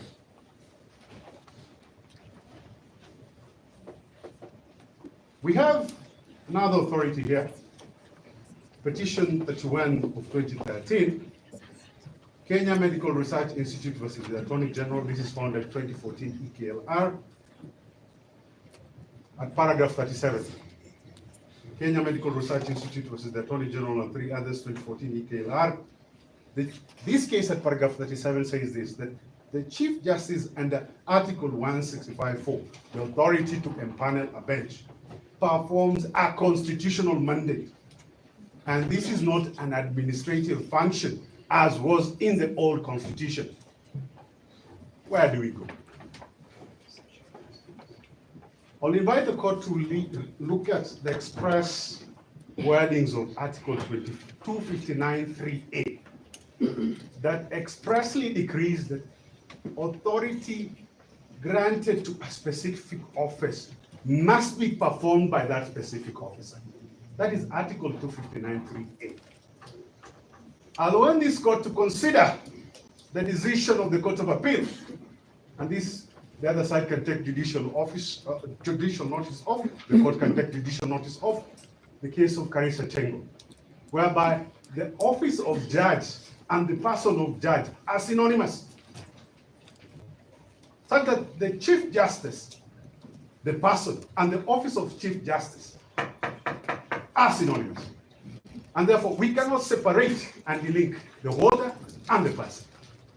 And therefore, if the Chief Justice were to delegate any responsibility to the Deputy Chief Justice, assuming that was possible, then the Deputy Chief Justice has to take an oath by virtue of Article 74 of the Constitution.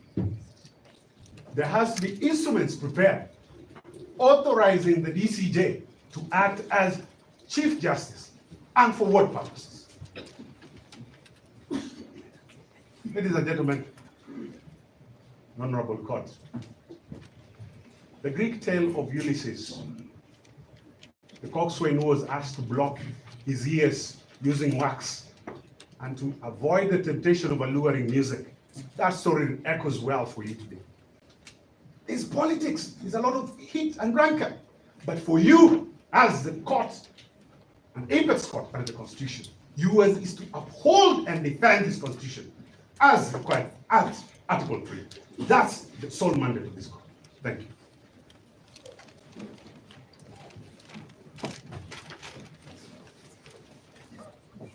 My lords, my ladies, I stand here to argue the supporting arguments for the first substantive petitioner, His Excellency, the Deputy President. And in the 10 minutes given to us, I will take 7 minutes and leave 3 minutes to my learned senior colleague, Senior Counsel Paul Mwite, who in his to take the lead in arguing this point.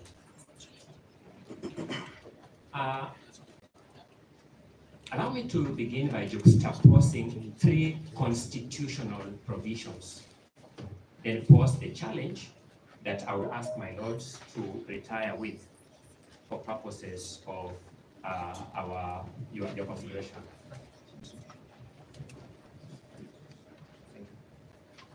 The first is Article 141, Clause 1 of the Constitution. Article 141, Clause 1 of the Constitution provides, and I read, that the swearing in of the President-elect shall be in public before the Chief Justice, or in the absence of the Chief Justice, the Deputy Chief Justice. It's very clear. Says who must do and what will happen in the absence of that person. Article 148, Clause 4 of the Constitution provides, and I quote, the swearing in of the Deputy President-elect shall be before the Chief Justice, or in the absence of the Chief Justice, the Deputy Chief Justice. And in fact, another very clear stipulation of our Constitution of what the Chief Justice can do and what will happen in the absence of the Chief Justice. Then we go to Article 165, Clause 4. I want to emphasize one thing, my lord, my lady. You notice that Article 141, Clause 4, Article 148, Clause 4 come before Article 165, Clause 4. The makers of the Constitution were aware of what would happen in the absence of the Chief Justice while drafting Article 141, Clause 1, Article 148, Clause 4. Let us see what they said at Article 165, Clause 4. They said, and I quote, that any matter certified by the court as raising a substantial question of law under Clause 3B or D shall be heard by an even number of judges, being not less than 3, assigned by the Chief Justice. Full stop. I'm always encouraged by an article my mentor, Professor Githu Muigai, wrote many years ago called Political Jurisprudence or Neutral Principles. Another look at the problem of constitutional interpretation. And Professor Githu Muigai makes an important argument that decisions of constitutional courts must be formulable in such a manner that they would apply coherently to all subsequent cases of similar facts. I'll not read these names in full, but you now know that if we approach this court and read for it Lena Conchella, the decision already alluded to, it will appear that this court's position is this power by the Chief Justice is administrative. If we approach this court and read the case of Kemri and the case of Omtata, both of which have been referred to by my learned colleague, Mr. Gada, you'll notice that the power under Article 165 is not administrative. The court says so, and my Lord Judge Murima, you contribute that jurisprudence. It is a constitutional imperative. I think my teacher, Professor Githu Muigai, would frown at that in jurisprudence as being political jurisprudence, because then we cannot answer first-year law student coherently. Is it administrative or is it not? We will find it difficult to answer it. Fortunately for you, as judges sitting here, you are not bound by those previous decisions, and you must come to the correct interpretation of the law in a manner that would address similar cases in the future coherently and without subjecting the judiciary to possible embarrassment. So then you will have to go and read what the two cases say, Kemri and Omtata, constitutional imperative, and what Conchella says, administrative. But then you look at the eventual verdict in Conchella, even when they say it's administrative, they set out the preconditions for that. And the question you want to answer is this, my lords: have those preconditions even been met, assuming even that you take it by administrative, for the Deputy Chief Justice to take up the tools of constituting a bench? Because that's a limited question that we are here to address and to guide this court. I make an argument that none of those grounds has been met. For example, We sat in this court in the morning, and I know this question will arise subsequently when we deal with the application for recusal, where my lord say, no, in the virtual courts, in the virtual system, we can sit on anywhere. I'm trying to paraphrase it, my lord, so if I get one word wrong, it's not for any ill intention. We can sit at any time. We can sit from anywhere. We can sit on any day. So that, can the Chief Justice, for example, be virtually absent? Is it possible that the Chief Justice of Kenya distinguishes herself as the first person to be absent virtually? Wherever she is, at home, in Europe, in Asia, in Australia, in Kenya, wherever it is, can she be absent virtually? The answer is an emphatic no. That in the virtual space, it is difficult to justify absence. Is the Chief Justice disabled? At least, it has not been suggested by the applicant, nor the respondent, that the Chief Justice is disabled. And therefore, even looking at the Conchella decision, none of the preconditions cited there to justify the leave of administrative has been met. In which case, the Deputy Chief Justice has no basis upon which she could have taken up the charges to constitute this bench. In a virtual court, my lords, and we must be very careful about this, because I kept asking myself this morning, I've never been a judge, maybe one day I will be, maybe not, how uncomfortable it would be to sit as a judge when you perceive that some of the parties believe are uncomfortable with you. It must be a very frustrating situation to find oneself in, and my sympathies go out to all judges who find themselves in those circumstances. That's why I'm making this argument. But the interface between litigants and the judiciary in this technology space is the CTS, the e-filing system. There are no directions from the Deputy Chief Justice in the e-filing system that we are interacting with. None whatsoever. Is the judiciary immune from the principle of transparency and accountability? It is not. If the Deputy Chief Justice makes such a consequential move as taking up the powers vested expressly in the Chief Justice, that's a matter she must, number one, expressly disclose by lodging it in the CTS for us to interact with. Number two, provide reasons for taking up that role in that direction. We ought to have seen a decision saying, for the following reasons, I take up this role of the Chief Justice, then proceed to give direction. In the absence of that step, my lords, you have stood up as individual judges, as some of the greatest defenders of our Constitution. That character you have established in the past demands that you look at the Deputy Chief Justice in the eye and say, you may have been well-intentioned. You are.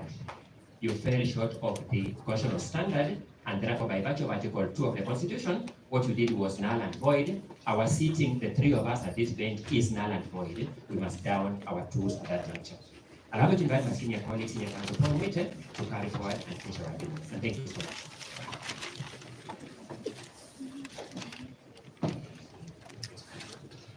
I will be very brief, Lords, Your Ladyship. The taking of the court file 015 from Kirinyaga Court in the middle of the night was a gross irregularity that impacts on a fair trial.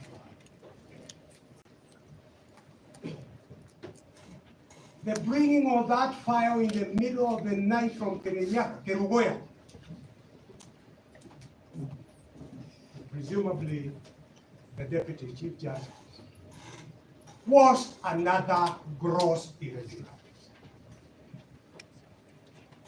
For the Deputy Chief Justice to have sat in the middle of the night on Friday, the 18th of October, was a gross irregularity. The absence of communication from the Office of the Deputy Chief Justice to the parties in 015 was a gross irregularity. for your lordships and your leadership to have sat as a court outside the prescribed court days on a Saturday was a gross irregularity.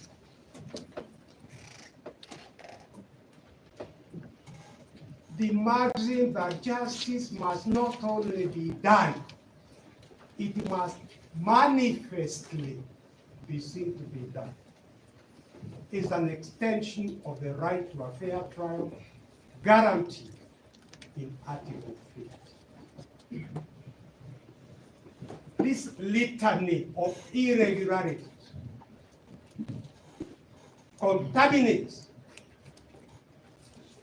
the sitting of this bench irredeemable. And I would ask that in respect to Article 50, we do not even go into issues of recusal. Your lordship, your leadership should, on the basis of those irregularities. Now, there is one I have forgotten. When this honorable bench was hearing our plea for an early date, this honorable bench said the earliest date they had was Thursday of this week. So now, with this litany of irregularities, this honorable bench found time to give a hearing today when they say they only available. Let justice be seen to be done. The only agency that one is able to trace is that somebody somewhere is in a hurry to vacate the conservatory orders that preserve the substrata of the petition was very weighty in order to swear in somebody somewhere. Yes, you are concerned with the Constitution. Permit me to point out with a lot of respect, my Lord, your leadership. I have gone through these things during the radical surgery, and I doubt that we have seen the last of the radical surgery. And my plea is that you preserve constitutionalism, you preserve the dignity of this court, because the people of Kenya are looking up to the judiciary. Only preserve that.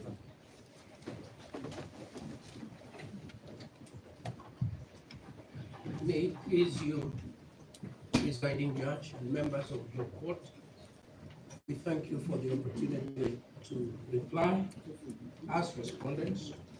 Before I do that, I want to thank to find out whether we are with the foreign retail or not.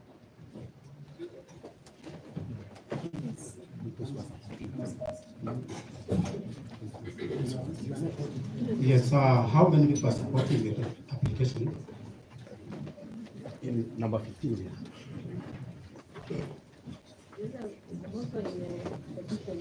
Are you parties in this matter? Yes, we are consolidated. So there's a petitioner, the second petitioner, who has.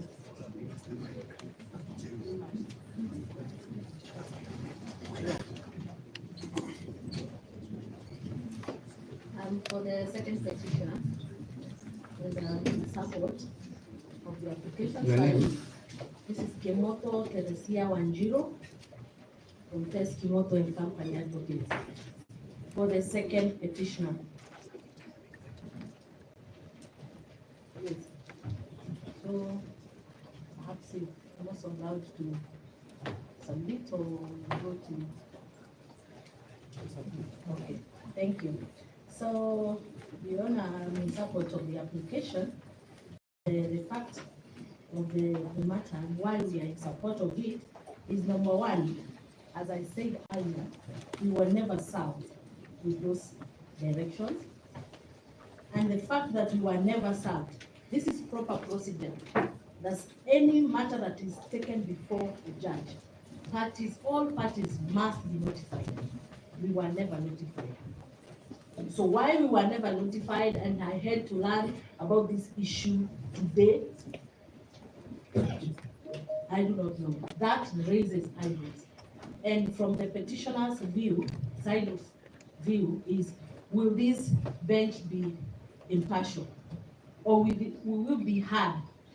Because if directions are being taken, petition E013 of 2024 is part and parcel. In fact, it was consolidated. We have not been notified. Why? Number two, the issue of fair hearing, Article 50, has been repeated over and over again. Isn't this a violation of the second petitioner's right to fair hearing? In fact, some of these applications, I'm getting them now. Yet, I should have been served before. Why the hurry? Why the rush? Why am I supposed to be served right now in court and I'm told 5 minutes submit? What is in stake? Let us all get a fair hearing. And with these preliminaries that are coming up, one is meant to wonder, will we really get justice? Petition E013 2024 was filed before petition E014 and E015. Council, just for your information, those were your orders you got from Kegoya, where the petitions were consolidated. So that must have been your application before that court. Yes. So don't bring it here. Yes. But the issue is, even after it was brought here, it is being mentioned and we are not aware. So if a matter is going to be mentioned and we are not aware, then it only shows either the bench is ignoring us, or perhaps our petition has no merit, and why so, yet we have not submitted. Let us be given a chance, let us be given audience, even to reply to the issues that are being brought forward. And we cannot reply when standing right now. I need time, I need 1 hour or 30 minutes or whatever, but I need time. So those are the issues why we are in support of this application. We feel that we are not being given a fair hearing. And the other issue that has been raised also, that the bench sat on a Saturday. We are not aware, we are learning right now. We know court operates Mondays to Friday, 8 a.m. to 5 p.m. This Saturday, when was this direction issued? Why were we not informed? So those are the bases why we are now joining hands. Though our petition has its own grounds, but then again, because of those issues, we feel if we don't raise this issue, then we might not get proper justice, because there are some people who, of course, are SDAs who are not able to sit on Saturday, who are not notified again, those kind of issues. That's why we are wondering why the rush. Yes, maybe. On the application for empanelment. Yes. Yes. That is the issue. The issue was that, and I've also talked about it, we were never informed. And any petition, any case that will be given direction, so long as I'm in it, so long as there's a petitioner there, I have to be heard. And that is the law. And there's nothing new I'm saying. This is the procedure all advocates use. Why is it that I'm being ignored? I'm being notified 11 a.m. watching television, and I was very eager like any normal Kenyan. I see my petition being mentioned. I was very angry, but I decided to take a vehicle from Kirinyaga County quickly to come before this court and inform the court that that is not fair.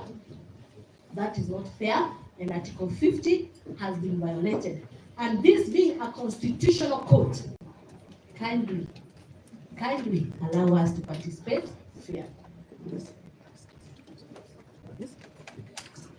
Yes. My colleague can make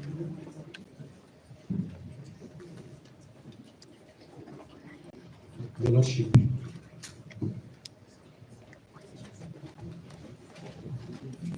in the limited time that we serve, your name, please. My name is Gachagua.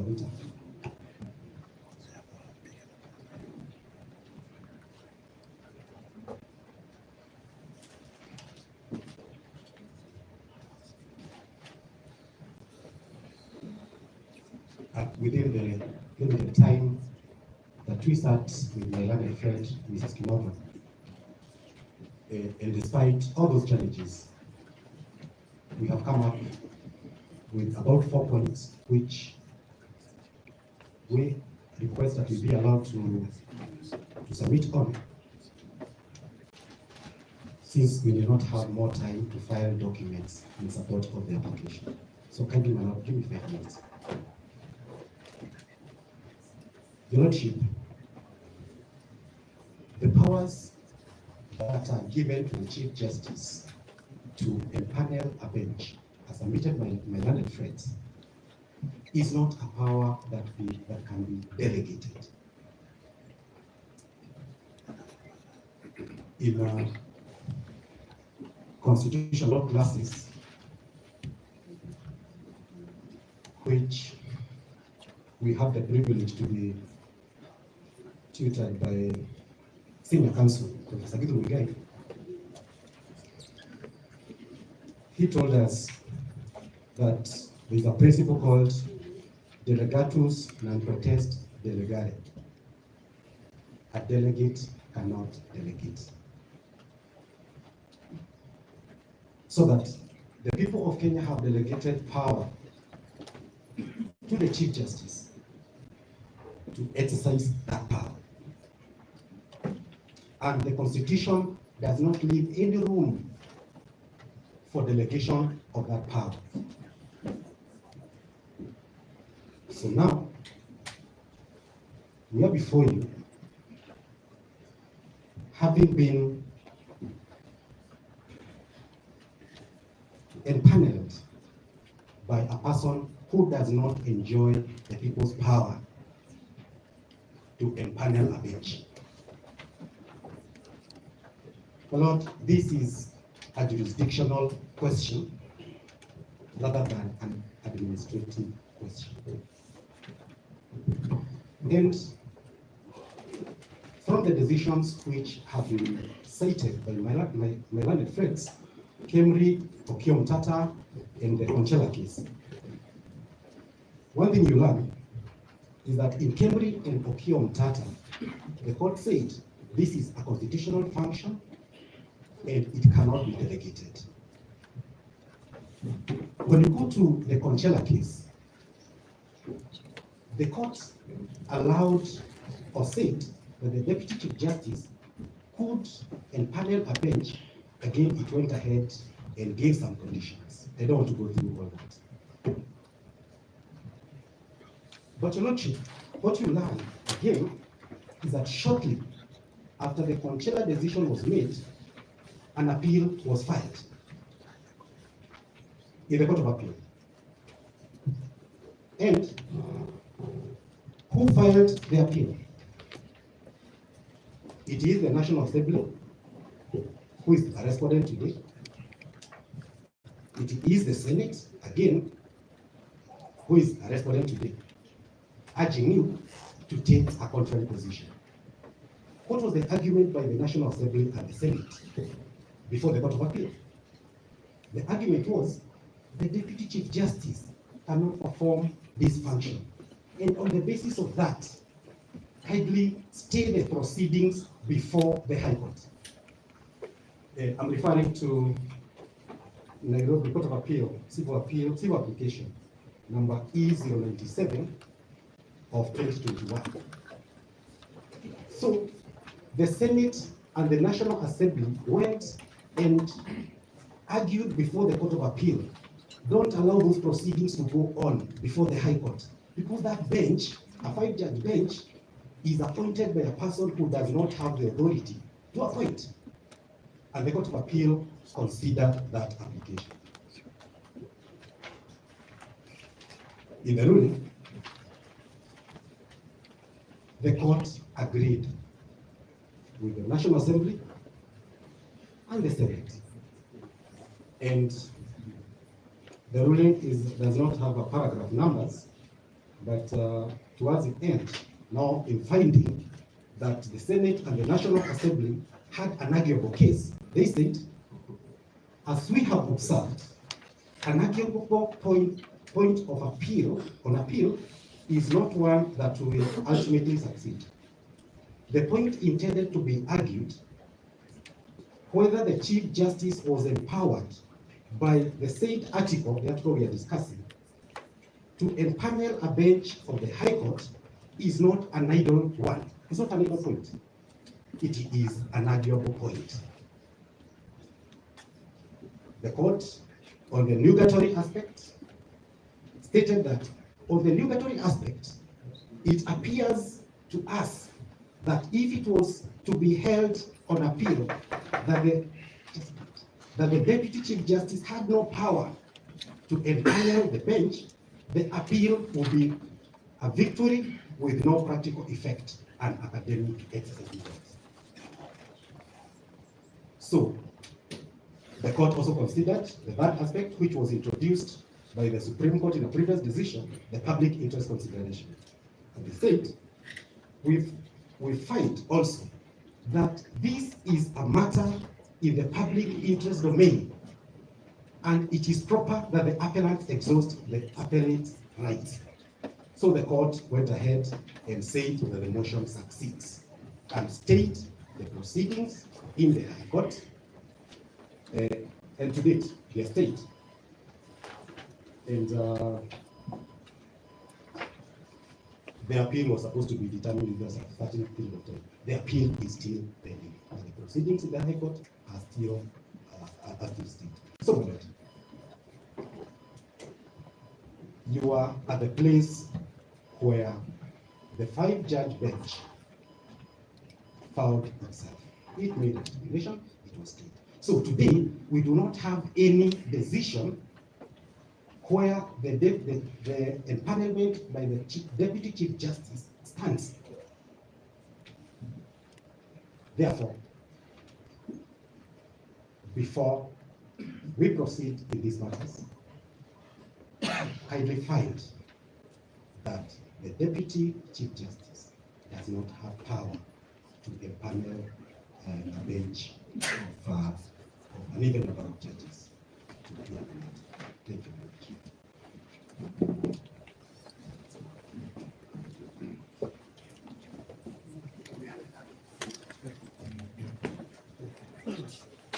Your Lordship and my lady, within my pleasure, my name is Sakimpa. I act for the third petition in this consolidated petition, which was Kerugoya E014 of 2024. Your Lordship, I want to begin to say that the proceedings that are before this court today are fruits of a prisoner's tree for the following reasons, my Lord. The first reason is that, Your Lordship, our matter was referred to the Honorable Lady Justice, the Chief Justice, on 11th of October 2024 for empanelment of a bench. Your Lordship, the same has never happened until the conservatory orders in petition E015 were granted. It therefore shows, Your Lordship, that petition E014 as consolidated E013 are here to seal the loopholes so that we cannot question why petition E015 was brought before this court before E014. Your Lordship, I just want to agree with all the submissions by my learned friend. That is my submission.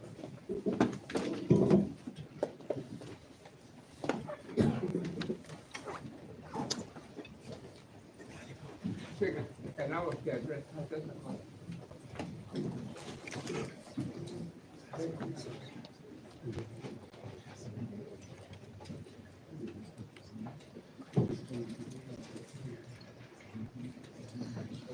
I don't hearing of my during night hours. The answer to respect, my Lord. But judges can hear matters at all hours. I have done so. The colonial judges had cases at odd hours in the middle of the night, early hours of the morning. I remember appearing before Judges, Chief Justice Simpson, like them. These would be cases with simple matters, like individuals who want to bail at night because probably they have been in the bar, they have drunk a lot, and they want to bail. You rush from the judge's home or the chief justice's home, and you would grant a bail. It's a beautiful custom, beautiful practice, and I invite you to respectfully, my lords, that you endorse it in your ruling. It gave justice to people. It was a good practice. Instances like in Mombasa, Your Honor, you would have foreigners who have had children, still minors, with our local girls, and you want now to fly out with these little children at odd hours. They want to get to work, they want to get to the ships at odd hours, and you rush to a judge at night, and you give you an order, and you go and stop it. During those days, Your Honor, something that I don't see these days, I wish it could be reinstated. You would have names of the judges in publications, like telephone directories, their telephone numbers would be there. You would know where they live. You would rush to a judge's home because you know where he lives and so on, and he would grant you orders. We no longer have that type of thing at all. I wish it could be reinstated. It was helpful. It handed down justice to the court. I recall one judge I appeared before, and I think he had me talking to his askaris at night. And he came out, shouted, "Who is that?" Somebody said, "Oh, it's Khalilma. He wants to come and be heard." And they shouted at me and said, "Khalilma, I want you to know I'm not a judge during the day. I can't hear you, the time is over." And I returned and told him, "Judge, the word would be shocked to hear, or the country would be shocked to hear. You are only a judge during the day, and at night you are not a judge." My Lord, let us reinstate that practice. Say so very loudly in the ruling. But then, coming to some case, what has happened is completely wrong. Your Honor, the Deputy Chief Justice, his powers are set out in Articles 147, 148, 149, 150, 151. He has enormous powers. If a person can become a president of the Republic at any time. Your Honor, if you're going to hear his matter regarding impeachment, you should hear it during the day and it should be heard in the practice. It's not a matter that can be heard at all. What the Deputy Chief Justice or whoever it is would have done is to get on phone, to get in touch with the attorney general, get in touch even with the advocates, and ask them, "Can you come?" But it should not have heard this matter expertly. This is not a matter that can be heard expertly at all. And then also, when you look at the Constitution, the Constitution seems to be very clear. I will refer you to Article 165 of Article 4. 165 of Article 4. If you permit me just read it to the court.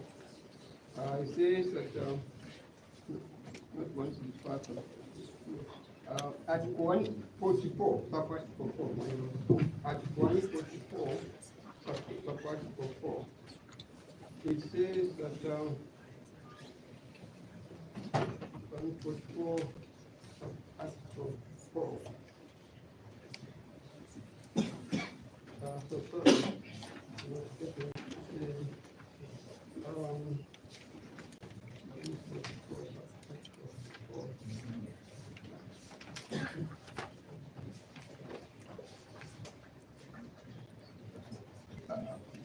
Yeah, if you look at that 144 of Article 4. 144.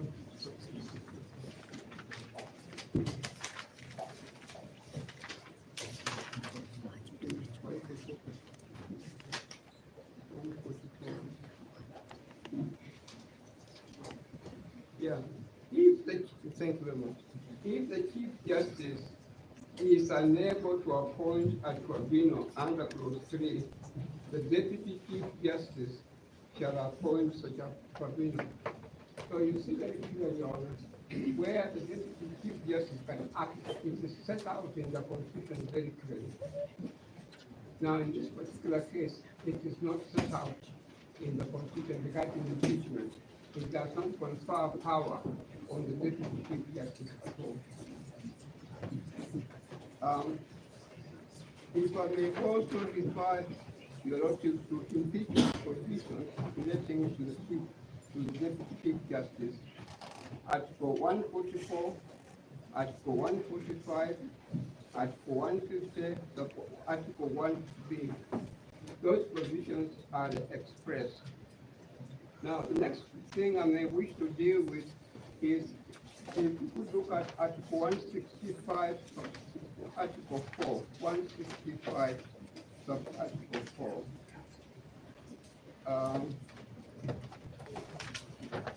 165 Article 4.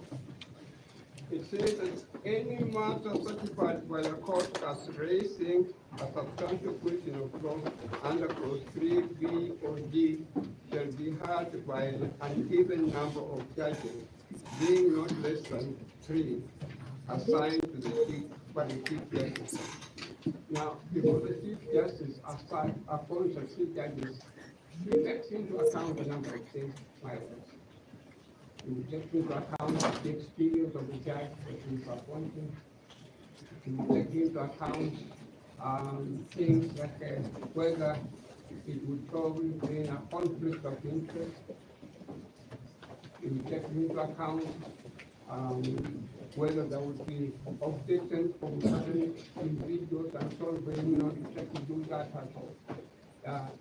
It takes into account a lot of things. It's not just an exercise where he writes down the names of judges immediately. He takes into account a lot of things before he appoints the one and so on. Now, in this particular case, Your Honor, this may not have, it's not power that can be delegated. The Deputy Chief Justice at all. It is specifically and expressly delegated to the Chief Justice. Now, with the new technology we have, the Chief Justice happens to be out of the country. There's nothing that stops an individual or the registrar from getting in touch with him and explaining to her that, look, we have got this matter coming up. There is the issue of appointing 3 judges to here. Can you have your views? And they would probably say that, look, why don't you have so and so, so and so, so and so, so and so? And you would actually assign the judges to hear such matters. I would emphasize, and I also keep myself with my other friends, that there has to be miscarriage of justice.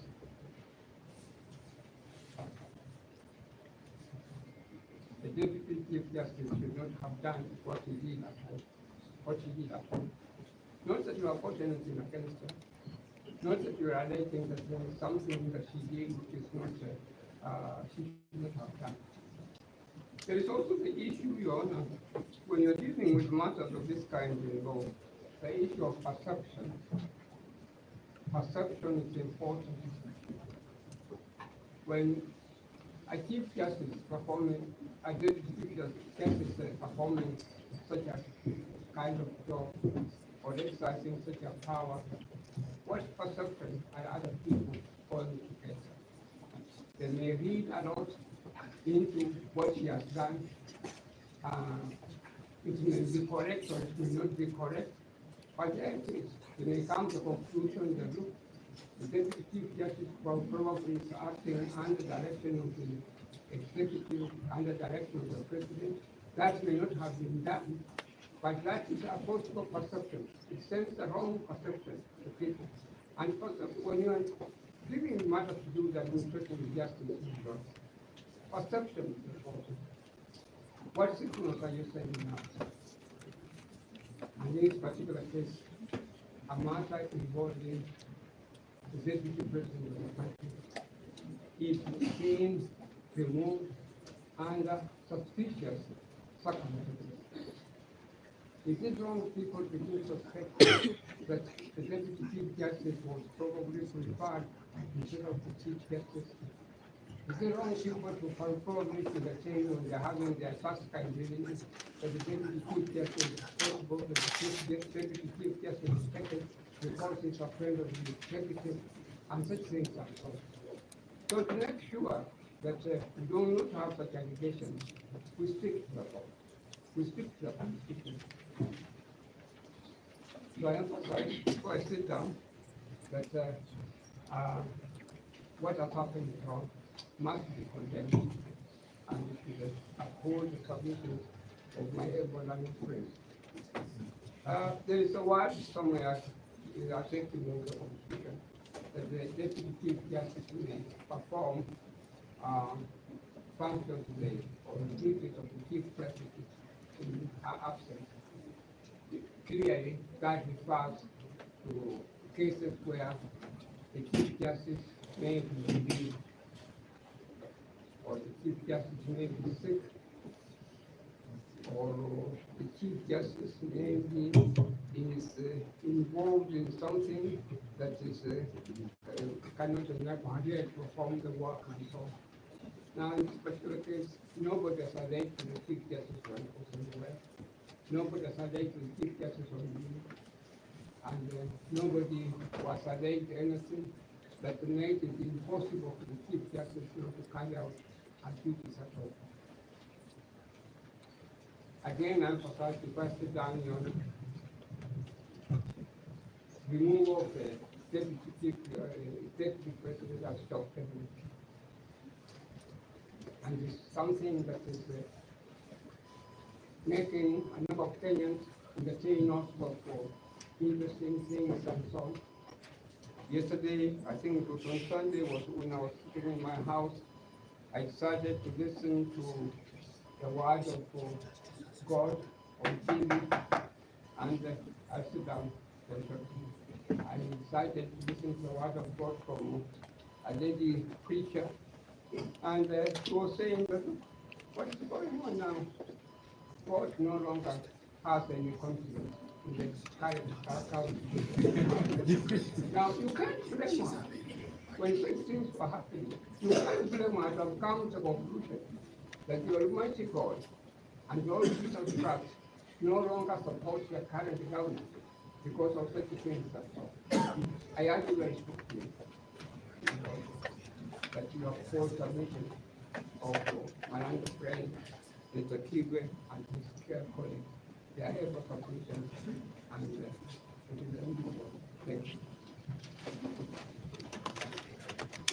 May it please the court. We will try on the side of the respondents to be precise and concise. Let me start off by thanking Dr. Ogada and Mr. Ongoya for their very kind remarks about the small role I have played in the development of our constitution and law.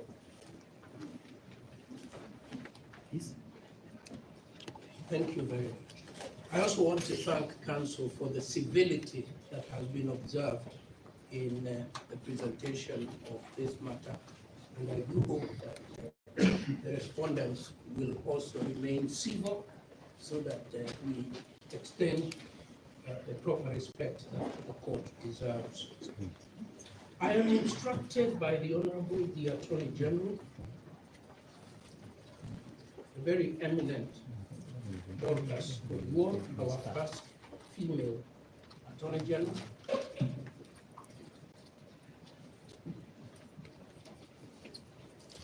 and she instructs me to inform the court that she is here because Article 156, sub-Article 6 enjoins the Attorney General to promote, protect, and uphold the rule of law and to defend the public interest.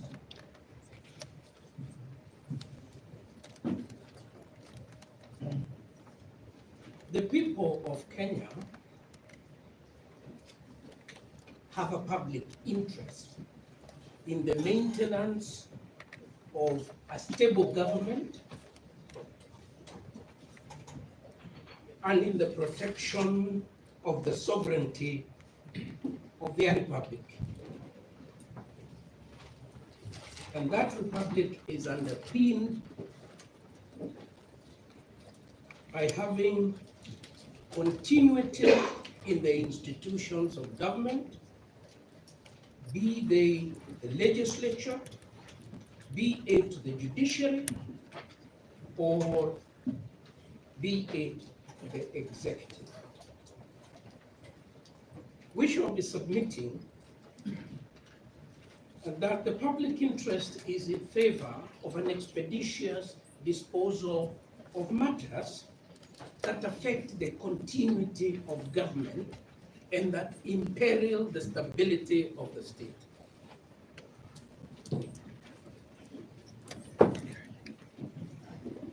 And that human rights are not only accorded to individual applicants, they are also accorded to the collectivity called Kenya.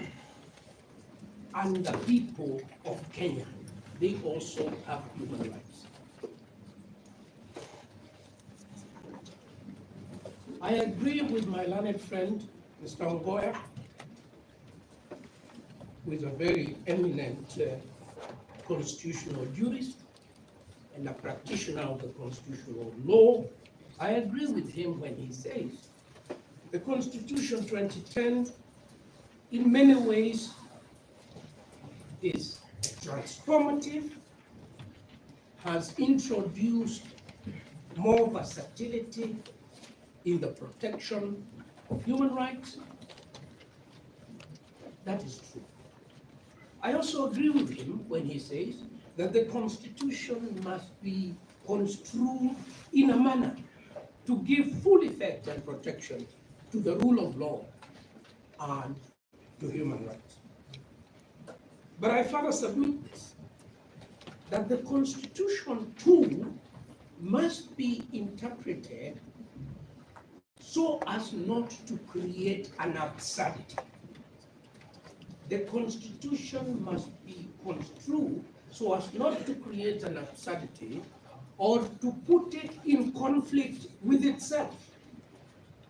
What is the purpose of the Constitution? To establish the state. What is its further purpose? To provide for democratic government and to protect the rule of law and to protect human rights. These are not in contradistinction. These are not at war with each other. A stable government, a sovereign people, and human rights are not in conflict with each other. They are in harmony. It is the work of the court to interpret in order to create that harmony. When the court is invited to interpret the Constitution so as to create an absurdity, it must refuse to do so. This afternoon, you are being invited to interpret the Constitution to create an absurdity. Why is it an absurdity? The Deputy Chief Justice of the Republic of Kenya can swear in the President of the Republic of Kenya into office. What a huge power. What a huge authority. The Deputy Chief Justice of the Republic of Kenya can empanel a panel of judges, can appoint a tribunal to remove the president from office. What a huge responsibility. What huge authority.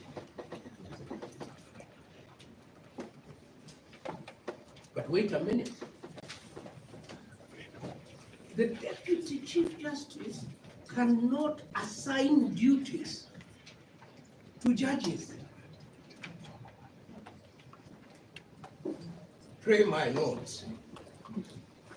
What then does the Deputy Chief Justice deputize?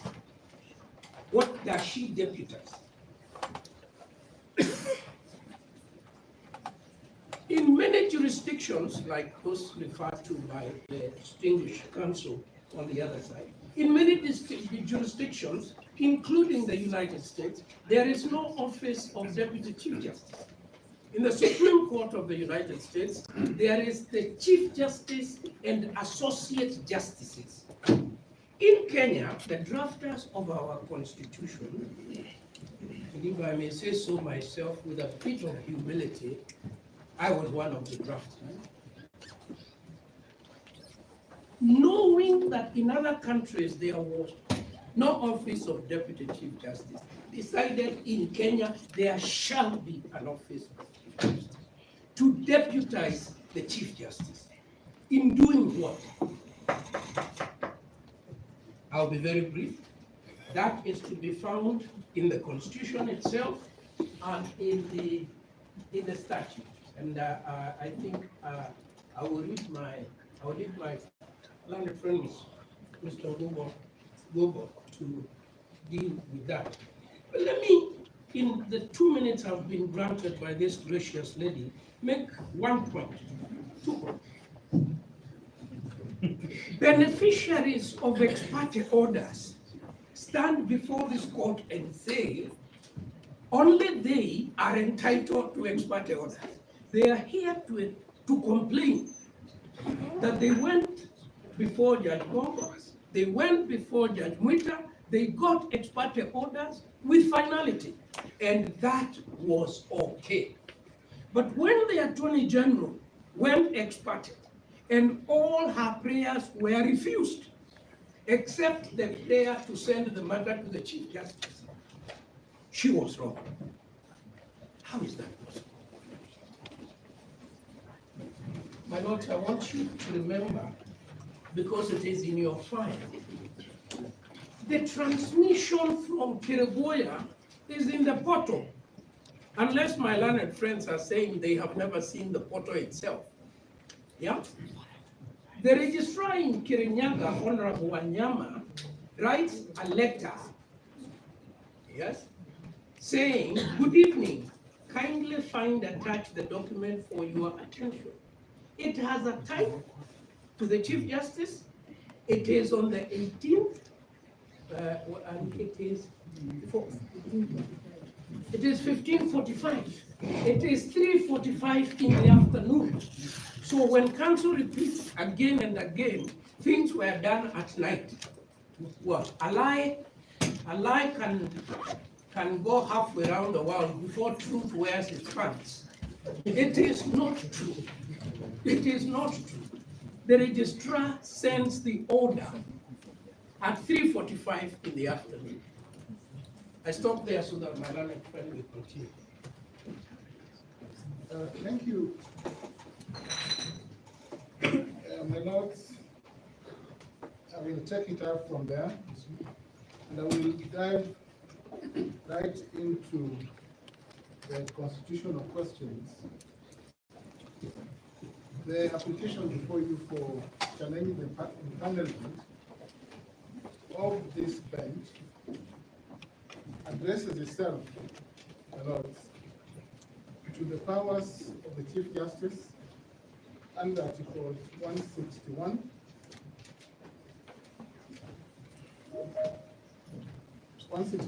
(2)(a) and (b) that establishes the office of the Chief Justice as head of the division and of the Deputy Chief Justice as the deputy head of the division, and conversely, my lords, to Articles 163, 1b, that again provides that the Deputy Chief Justice shall deputize the Chief Justice and be the Vice President of the Supreme Court. My lords and your ladyship, it is now beyond our adventure, and again quoting from the CTS, that while council submitted that there may be instances of delegation, they ignored, my lords and your ladyship, that the law expressly provides instances or gives direction as to when the Deputy Chief Justice shall exercise the powers of the Chief Justice. And my lords, this is expressly set out at section 5, subsection 2A of the Judicial Service Act, Chapter 185B of the laws of Kenya. The Judicial Service Act expressly provides, my lords, that the Chief Justice can deputize, or the Deputy Chief Justice will exercise the powers of the Chief Justice in the absence of the Chief Justice. And Lords, the CTS and my friend Professor Gilbert referred to this. There are only 2 professors senior counsels here, so it must be correct. My Lord, in the CTS, it is clear that the Chief Justice communicated to the Deputy Chief Justice that should be a way to Geneva, Switzerland, and Milan, Italy, between the 12th of October 2024 and 24th of October 2024. That is not, it's in the banner, it's on record. It's on record. Senior counsel and my pupil master coordinated. Keep your voice calm. Keep your voice calm. There's no need to shout. I was asking the court whether this material is part of the court. It is. Or whether it is.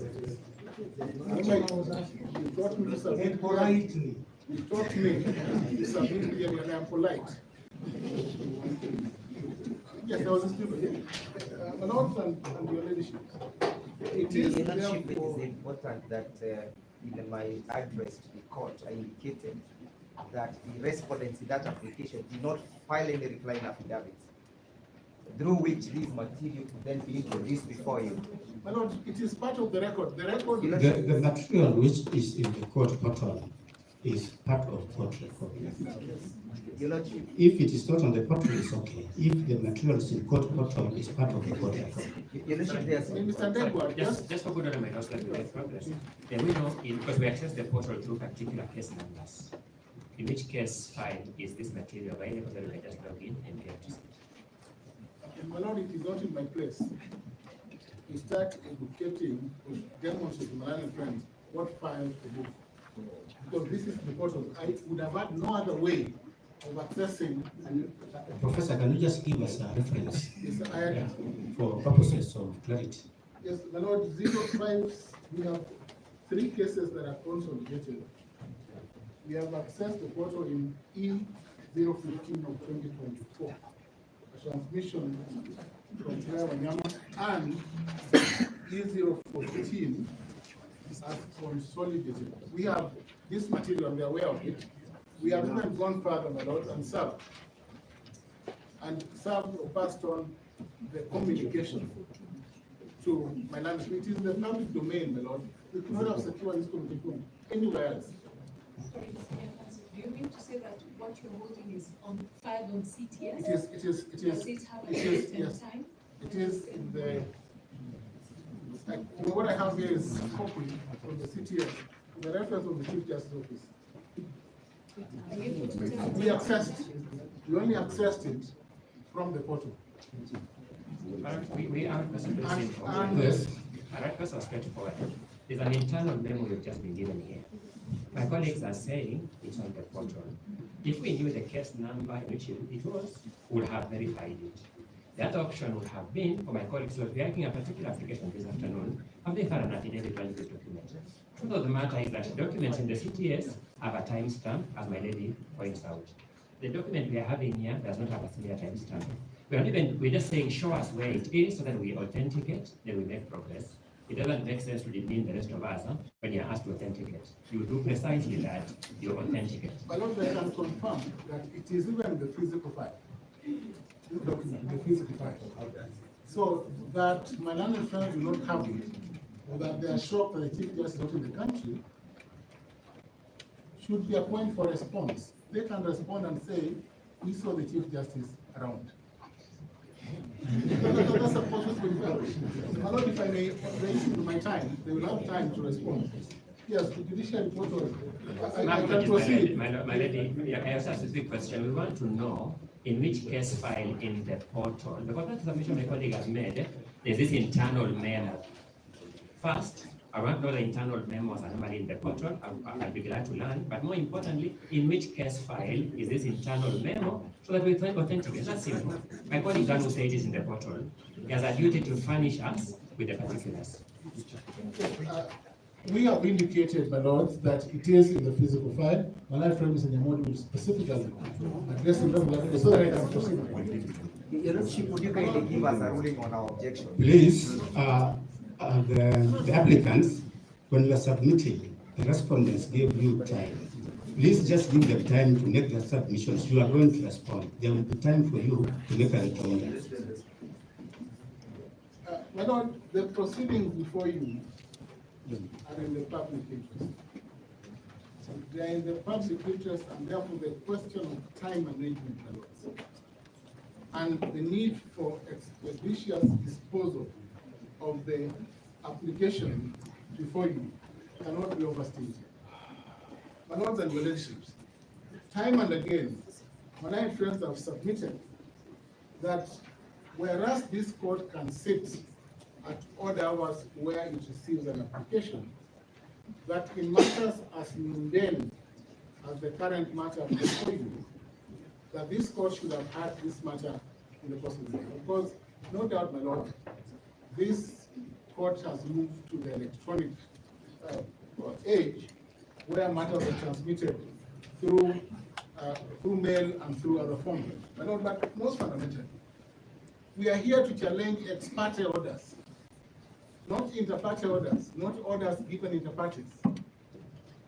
And my friends therefore cannot speak from both sides of the mouth that where you are dealing with matters of the impeachment of the deputy president, such as this, that ex parte orders cannot be issued, yet they obtained ex parte orders that necessitated the filing of the application before you. My lord, what we're dealing with here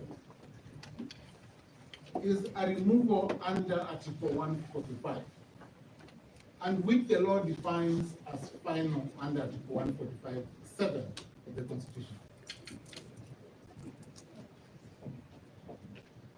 When therefore my friends submit about the office of the Deputy President, they seem to forget that Article 145(7) refers to the finality of the Act of Senate.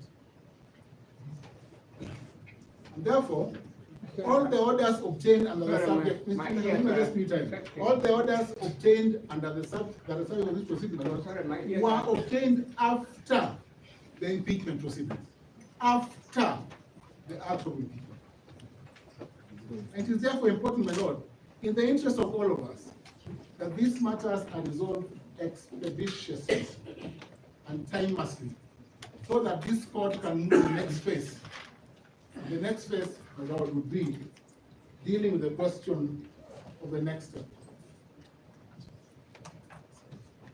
My lords and lordships,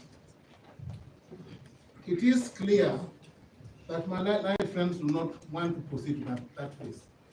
And that is, we have all these multiple applications and the inability of the applicants to want to be confined to the question of time. They want to speak throughout the night. On our part, we want to sanitize this proceeding, my lord, and stick to the point that the application does not meet the threshold set out for recusal, because recusal is also a prayer. They have advanced no reason at all to want this court to recuse itself or to find that it was not empaneled in line with Article 161, 163, 52A of the Judicial Act.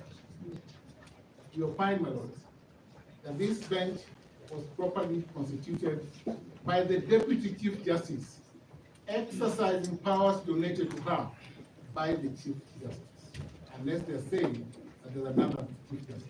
Thank you.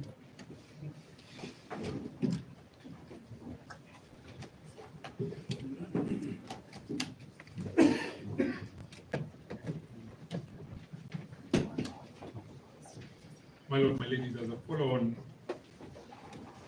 to the submission by my two learned senior colleagues, I wish to respond further to the application as follows.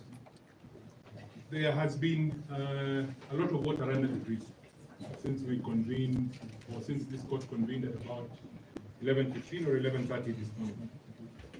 But as I am no doubt members of the court will be able to quickly figure out, the single issue that is before you is a challenge as to the regularity of this, of the referral of the 3 or 4 matters to this bench by the Honorable the Deputy Chief Justice, the Deputy Chief Justice of the Republic of Kenya. And I wish to commence my response to that objection by saying as follows. The Chief Justice occupies 3 distinct constitutional offices. 3 separate and distinct constitutional offices.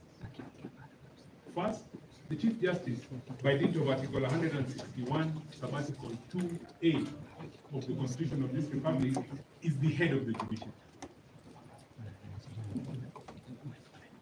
By dint of Article 163(1), the Chief Justice is the President of the Supreme Court.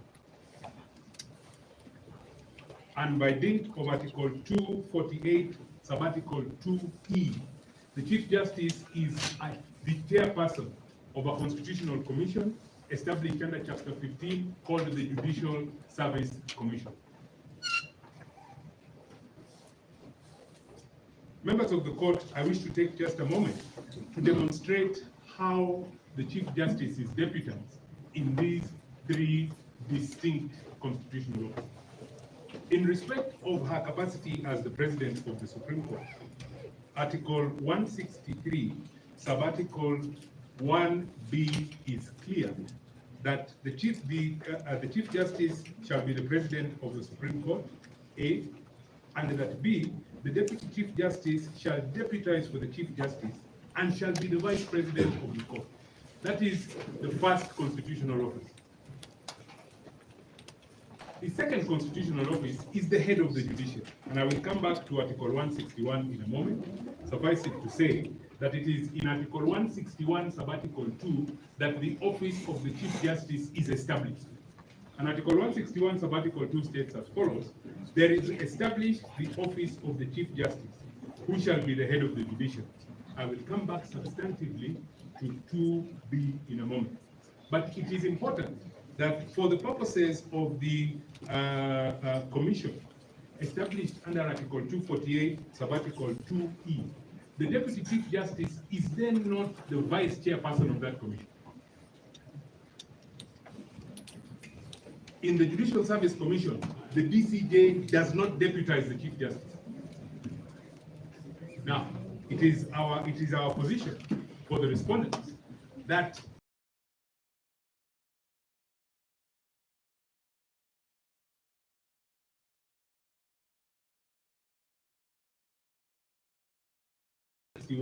Sub-Article 2A. That is not the President of the Supreme Court. That is not the chairperson of the Judicial Service Commission.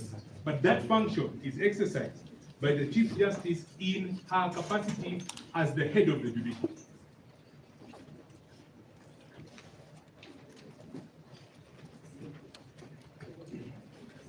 It is our submission that therefore the Deputy Chief Justice, who is the deputy head of the judiciary, by dint of Article 161, Sub-Article 2B, can exercise the function of the Chief Justice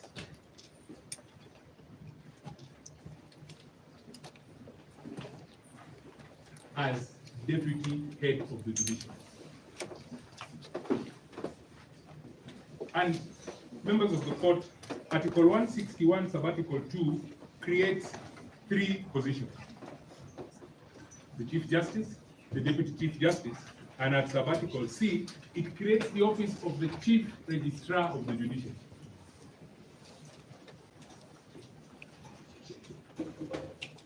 Now, the Chief Registrar of the Judiciary doesn't deputize the Deputy Chief Justice, but the Deputy Chief Justice deputizes the Chief Justice. That does not require any interpretation. That is really comprehension as a matter of English. It is then for the Deputy Chief Justice, in instances where the Chief Justice is unable to act as the head of the judiciary, the Deputy Chief Justice can then perform that function. Members of the court, I submit that the decision in Lina Conchela is good law. And the facts in Lina Conchela are important. When you retire to consider your decision in this matter, you will note that the only respondent in Lina Conchela was the Chief Justice. The only respondent in Lina Conchela was the Chief Justice. If, for the sake of argument, we go along with the submissions made by our learned colleagues for the applicants this evening, that the Deputy Chief Justice then cannot deputize for the Chief Justice, then in Lina Conchela, when a judge of the High Court certified that the issue in that matter was one fit and proper for an expanded bench under Article 165.4, then going by the argument, then there would be nobody to empanel the bench because the Chief Justice was a party. How can he or she empanel a bench in a party where there are respondents? That is the absurdity in the argument by the other side.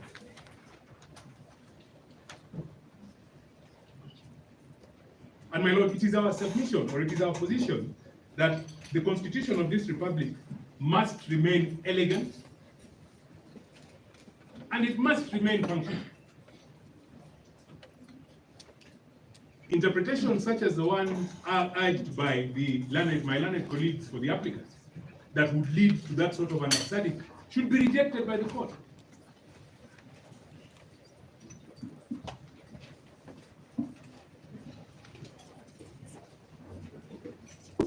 It is my position, as I am on my feet this evening, as I have been consistent, that the Constitution says what it says. But the Constitution only means what the courts of law in the Republic of Kenya interpret it to mean. And it is the interpretation of the Constitution that gives it life, that gives it meaning.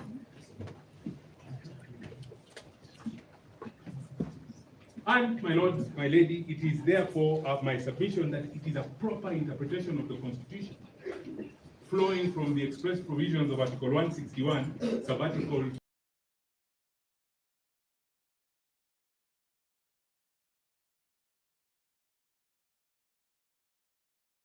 no doubt that as you sit as the three judges presiding over this matter this evening, you have no doubt as to the regularity of your environment. Because if you did, and flowing from the accolades that have been heaped upon you by learned counsel for the applicant, then you would not touch this file. There are other files that are equally urgent, that deal with the same issue, that have been brought to your attention this morning, this afternoon, and maybe again this evening, where you have said, in the absence of that direction, under Article 165, sub-article 4, you are unable to deal with those matters. So, my lord, my ladies, being satisfied, or you being satisfied with the regularity of your empanelment, this application is for dismissal. And I must add, with cost,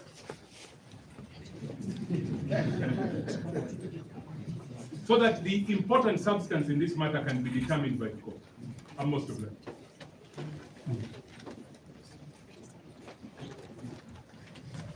My lords, my ladies, permit me to just conclude with giving a bit of a context in the Conchela matter. I'm not going to explaining anything because my lords and my ladies the decision speaks for itself. The decision is a decision of 5 judges of the High Court. In particular, my lord and my lady, paragraph 97 is instructive. 97B in particular, if I may, reads that the exercise of powers under Article 165(4) of the Constitution, though constitutionally underpinned, is administrative in nature. They go on to add that being administrative in nature, the said mandate can be exercised by the Deputy Chief Justice when the Chief Justice is absent, when necessary, or if for good reason the Chief Justice is unable to exercise the mandate. At D, they conclude that in the present circumstances, the rule against bias and the rule that no person shall be adjudged in their own cause dictates that the Chief Justice, being the main respondent in the instance petition, could not assign judges to hear the petition. My lords and my lady, that is the absurdity that learned senior counsel, Professor Gidu Wigai, was talking about. Take it a step further. Is it therefore their case that if, as contemplated by your Lord, their lordships in that matter, if for one reason or the other, the Honorable Chief Justice is unable to perform the functions of that office, is it therefore their case that no matter that requires constitution of a bench will be heard or determined? That certainly would be an absurdity that the law would not have contemplated. That said, my lords and my lady, one of the things that will play out by close of business these submissions is that our learned friends from the other side have very deliberately taken to concealing what would otherwise be material information before this court.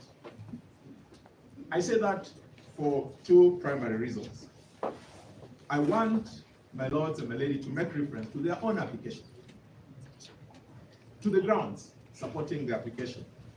They start,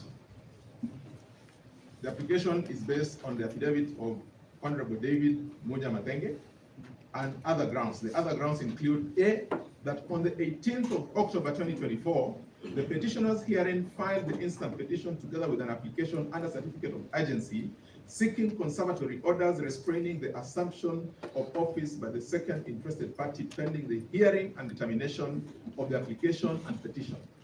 They go on to say that on the same day, the matter was placed before the Honorable Justice Mongo, who considered the matter, and in light of the urgency of the matter and the weighty constitutional issues raised, the Honorable Judge issued the conservatory orders sought in the first instance and certified the matter as raising weighty constitutional issues and referred the matter to the Honorable Chief Justice to constitute a bench to hear and determine the petition. This is where now the story starts. That on the next day, being Saturday, 19th October 2024, the petitioners were surprised by the turn of events wherein they were served with the order of this Honorable Bench, stating that the first and second respondents' applications dated the 18th October 2024, in bracket the applications, were to be had for their inter-parties hearing on the 22nd of 2024. Why do I say there is deliberate concealment of material facts? It is because, my lords, looking at the files that were coming up before this court today, that is E565 of 2024, before the court in Nairobi, and E015 of 2024 in Kerugoya, we immediately, upon learning of the orders that had been issued and which have been adverted to here, filed an application. It is on record. That application, my lords and my lady, sought several prayers. One was that we wanted to have that application certified urgent. Like in their case, our application was certified urgent. Again, we asked that the court considers hearing the application outside the normal court hours, including a possibility of being heard on a Saturday. My lords and my ladies, that prayer was not granted. We also, as a third limb of our application, asked that the court considers granting an ex parte order staying the decision of the Honorable Justice Mongo and the Honorable Justice Waita in the Nairobi matter. Again, my lords and my lady, that prayer was not granted. What followed was then the court, as would be the normal practice of that court, gave directions on how this application was to be dealt with. That is how we ended with the date of 22nd of October 2024. And why this is important, why is it their case that when they file an application and get orders, it is convenient, it is okay, there is justice. When they get another order in Nairobi, it is okay, there is justice. When we get an order merely certifying our matter as being urgent, then there is, all hell breaks loose. And we're saying, if only our colleagues had sought to present this material before this court, we would not be talking about what we're talking about now. It would have been manifestly clear that we were here on account of an application. My lords and my lady, I've had very strange submissions coming up this afternoon. Submissions including that at the ex parte stage where the court is supposed to be giving directions, the parties expected that the court to have been given notice. Since when, my lords, do the courts in this division, and indeed any other division, attend to matters under certificate, and at the ex parte consideration of those orders, invite parties for hearing of those orders? Why then do we call them ex parte? That submission, my lords and my lady, I repeat, is not for the consumption of this court. That submission can only go to serve an audience that is outside this court, because the people in this court are fully aware of the rules governing the conduct of matters in this court. My lords, allow me a few more minutes just to point out a few other areas which then would speak to the reality of why then the omission of this material fact is then now being used to place this insinuation that the court either did something that was untoward, or the Honorable, the Deputy Chief Justice did something that is untoward.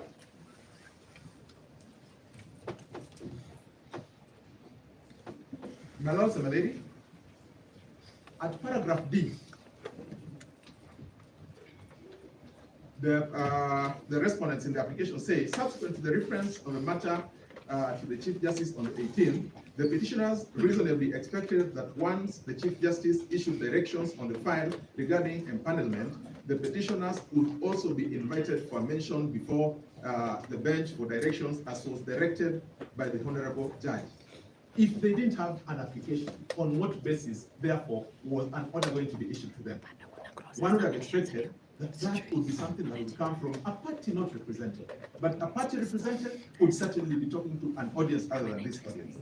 At paragraph G, my lords and the lady, they say they now have a direct accusation on her ladyship, the Honorable Deputy Chief Justice, say that the Deputy Chief Justice violated Article 1, 10, 27, and 50 of the Constitution in ordering this bench to hear and determine 3 matters in which conservatory orders had been issued against the government of Kenya and its organs, namely, there is no such order that came from, and a perusal of the file could speak for itself.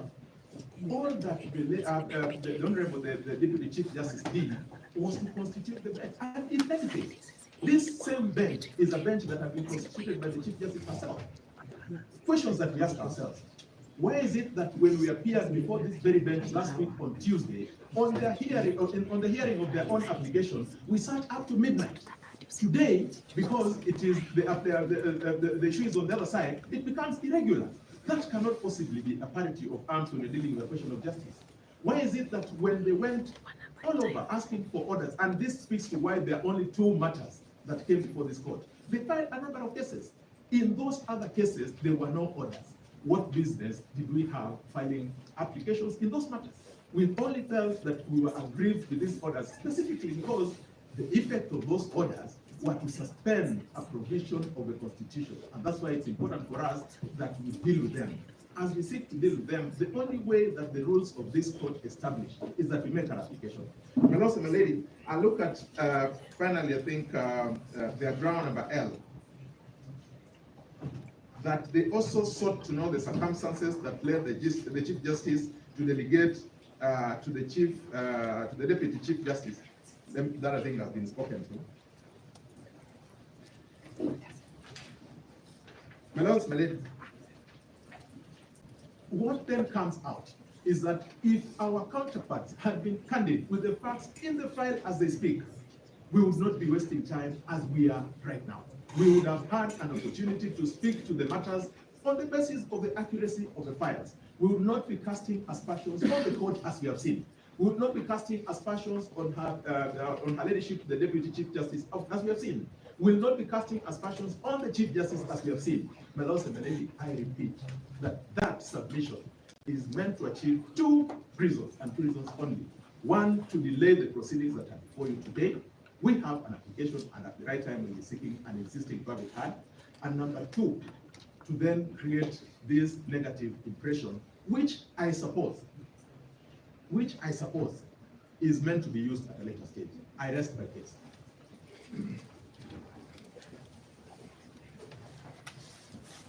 Thank you, my lords and my lady. My name is Morigara. I need to submit only on 2 points of law which were actually articulated in support of the application. And these were that the proceedings before this court touch on the Bill of Rights, and they are vitally important that we should actually not be seen to flout the Bill of Rights. The Bill of Rights is chapter 4 of our Constitution, runs all the way from Article 19 to 50. But I wish to remind the court that the Bill of Rights applies to every party that comes before the court, and it's not just one party. The proceedings we have before the court are very important to the petitioner. They are equally important to the respondents. And it goes without saying that over 50 million Kenyans actually have an interest in these proceedings, and this is the reason why the agency has been certified both ways. My judges, aspersions have been cast on the bench so as to call for this recusal and application of Article 165(4), that you're being drawn into a conspiracy to commit injustice because there is no emergency that requires you to hear this matter as a matter of emergency. Far from the truth, the two applications that are before you to set aside the conservatory order are as important as the applications that led to the granting of those orders. Therefore, the hearing of those applications must be speeded up, and we are able to move with the matter ahead. You've also been accused of being enlisted in service of the violation of the Constitution. Again, far from the truth, because this is an allegation being made against you, while the position of the respondents is that justice must be served expeditiously and as required by our Constitution. Finally, Article 165(4), which uses the word assign and not appoint. Inasmuch as this is a constitutional responsibility for the Chief Justice to assign, it is purely administrative. The word used is not appoint. We are using other words like empaneling and what have you. But sorry, the word used is assign. And therefore, if the Chief Justice is not able to assign, nothing stops the Deputy Chief Justice from making the assignment. That is number one. Number two, where it is expressly provided in this Constitution that in the absence of the Chief Justice, the Deputy Chief Justice will act, relates to Chapter 9, when the Chief Justice is dealing with the executive. In this particular instance, we are dealing with a judiciary where the head of the judiciary is the Chief Justice, deputized by the Deputy Chief Justice. So I also urge you to find that in fact, there was nothing wrong with the Deputy Chief Justice in the absence of the Chief Justice assigning the judges who were to deal with these two applications that were before them that particular day and the next applications which had been filed previously. Thank you.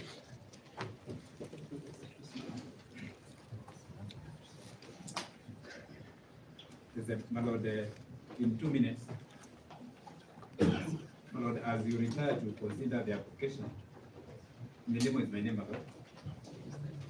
I would invite you to consider Article 259, my Lord, Sabbatical 3, and particularly, my Lord, B and C thereof. And if you allow me, my Lord, I will read it out.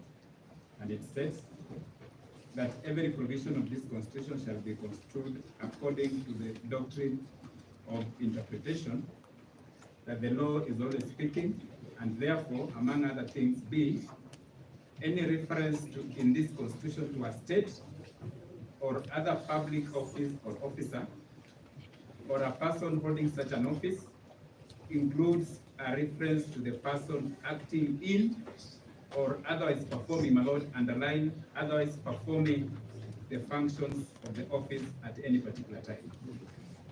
My Lord, it's not disputed that the CJ was out of the country,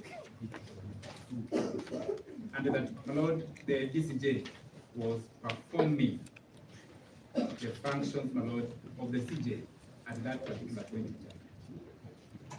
And my Lord, our attention has been drawn to the communication from the CJ that had particularly asked the DCJ to take charge. My Lord, therefore, Article 259 3B provides an answer to the question that is before you. And my Lord, lastly, I'll read Article 259 3C, which reads, my Lord, and it says, a reference in this Constitution to an office, state organ, or locality named in this Constitution shall be read with any formal alteration necessary to make it applicable in the circumstances. My Lord, the circumstances before you were that the CJ was not available to give the directions or assign the bench. What the DCJ did, my Lord, was applicable in the circumstances. I invite you, my Lord, to refer to that provision when you be making your ruling. I thank you.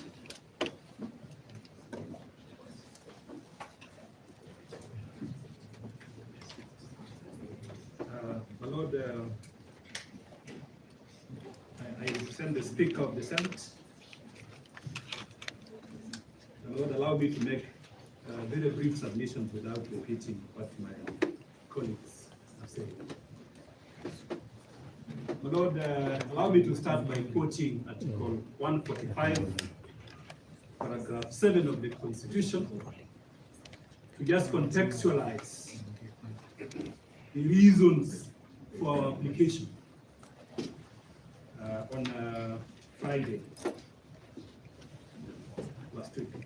My Lord, if you look at the provisions of Article 145, paragraph 7, my Lord, the impeachment of a deputy president is a serious national stability matter. My Lord, because after a vote by the Senate, in accordance with Article 145(7), the deputy president, my Lord, it says at least 2/3 of all members of the Senate, when they vote to uphold any of the impeachment charges, the president shall cease to hold office. In this case, as contextualized, the deputy president, the former deputy president, in this case, Mr. Gachagua, ceased to hold office. My Lord, look at it also in the context of Article 22. My Lord, this former deputy president, in exercise of his right in the Bill of Rights, my Lord, moved the courts by way of a petition. My Lord, on Friday, that 18th of October, 2024.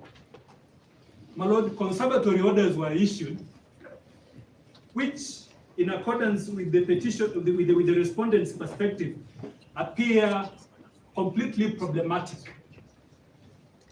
And my Lord, they required immediate intervention in terms of the respondents, my lord, moving the court. Because, my lord, the flip side of Article 22 is that whereas you have a right to file a case in court and seek conservatory orders in accordance with Article 23, paragraph 3A, a conservatory order which is discretionary. It means you are suing a respondent. Well, that respondent equally has a concomitant right to move to court, to interfere, to set aside, to ask the court to vary that conservatory order. My lord, the grant of that conservatory order is discretionary. So, my lord, there is nothing cast in stone in terms of the respondent, my lord, coming to court to make an urgent application for the setting aside of that conservatory order. My lord, there is also nothing strange for the court in public interest. My lord, for the court in public interest, having looked at the grounds of this application to set aside these conservatory orders, my lord, for the court to apply Rule 3 of the Mutunga rules, my lord, to make a just, expedient, and my lord, proportionate decision in terms of directions on how to dispose of this matter. My lord, again, under Section 60 of the Evidence Act, we all need to take judicial notice of the fact that, my lord, now we have the e-filing system. My lord, when such extraordinary matters come to court, my lord, the court is empowered. My lord, at any time, my lord, at any time of the day, my lord, at any time to access the system, and my lord, to give appropriate directions for the expeditious resolution of this dispute. My lord, they benefited from these orders on Friday. My lord, unlike them, my lord, we had the courtesy, because, my lord, we saw the court orders in the social media, and we responded accordingly. But, my lord, unlike them, we were courteous enough to serve the orders which were issued by this court to the respondents. So it cannot lie in the respondent's mouth to say that they have been ambushed to come to court, to the extent that they come to court and say that we are acting under protest. We did serve them with these court orders. And, my lord, on the last aspect of that point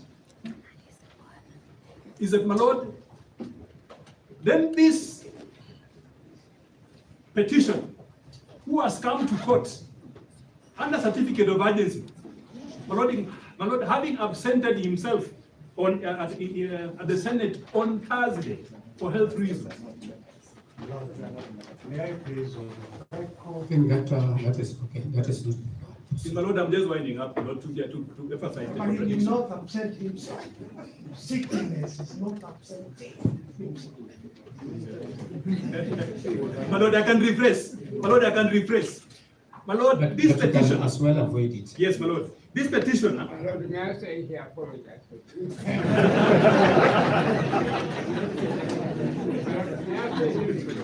Let him avoid it. Yes, yes. Let him Yeah, avoid my lord, it. I'm avoiding actually that. Yeah, he has avoided it. My lord, justice administered without mercy and wisdom is not justice.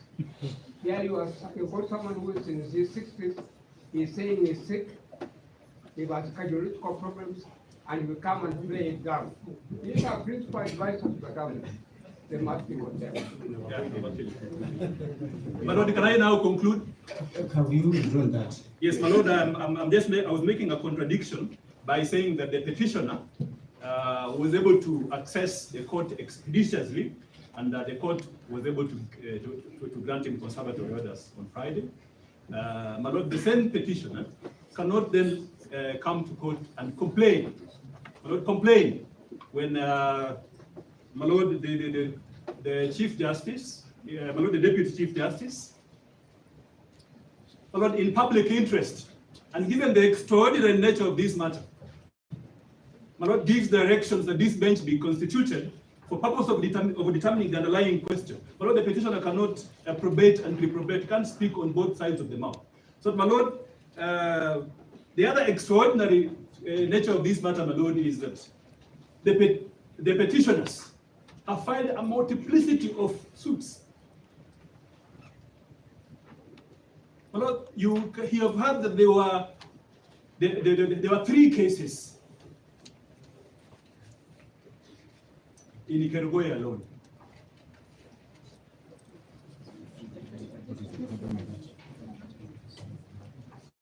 My Lord, other cases were filed in Nairobi. My Lord, Kenyans, my Lord, this is the consumption of justice. My Lord, just a few days ago, the Chief Justice had appointed this bench to determine these matters for the satisfaction of Kenyans. My Lord, in the public domain, Kenyans are aware that this bench has been appointed. So, my Lord, what is wrong? What is so different? What is so strange for the Deputy Chief Justice when the Chief Justice is away? Again, for the same reason, for purpose of expediency and my Lord, for purposes of laying a multiple basis for consistency in judicial decision making, for these matters to be brought before this bench by way of a direction in terms of uses being used of this matter. So, my Lord, I don't see anything extraordinary. My Lord, as I wind up, the petitioners have just simply cast aspersions to the process of appointment. There's nothing cogent. Lord, I don't see any integrity issues with respect to the handling of this matter by the Chief Justice. I don't see any integrity issues with respect to the handling of this matter by the bench. So, my Lord, our plea, my Lord, our sincere plea is that the underlying dispute with respect to the setting aside of the conservatory orders, my Lord, in accordance with the directions which were issued, should be urgently determined, my Lord. My Lord, in public interest. Thank you.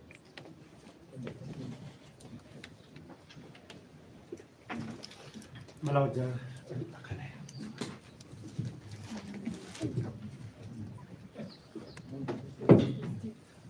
Madam.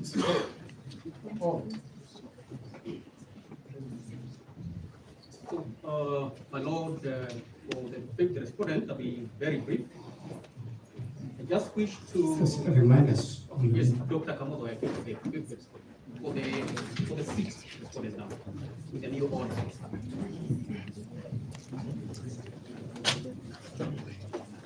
First, I wish to set the record straight in terms of some misrepresentation that has been made with regard to the decision cited, the Reina Conchera decision. When the petitioners were submitting, they were not aware that I am one of the petitioners in this matter and that I am fully versed with the entire set of facts. So they misrepresented that the matter is not active. Nothing can be further from the truth. This matter is active. It was mentioned on the 24th of September 2024 before a new bench that was constituted following the accession of the honorable judges who were previously dealing with it, and it is due for further mention on 30th of October 2024. So the decision remains solid in terms of its capacity to persuade you not to depart from it, because no reason has been supplied, save for the misrepresentation that it should not be utilized. Now, allow me, my Lord, to make reference to the High Court Organization and Administration Act in light of the issue that has been raised on the sittings of the court. I will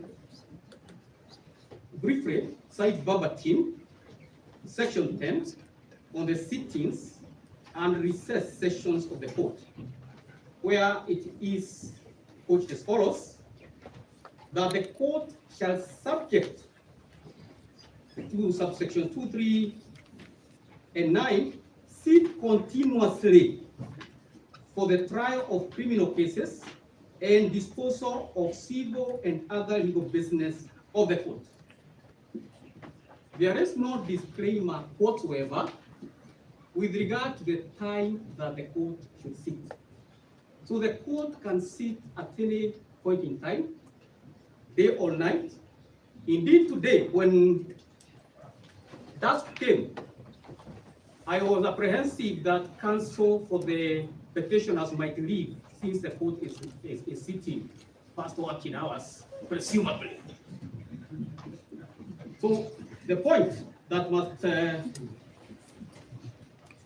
home is that nothing prevents this honorable court from sitting at any time, such that then the issue of when the court sat, when the files were transmitted, when the orders were released, whether on Saturday, whether on Sunday, though it has not been shown that is what transpired, the court has liberty to sit on such occasions if need be.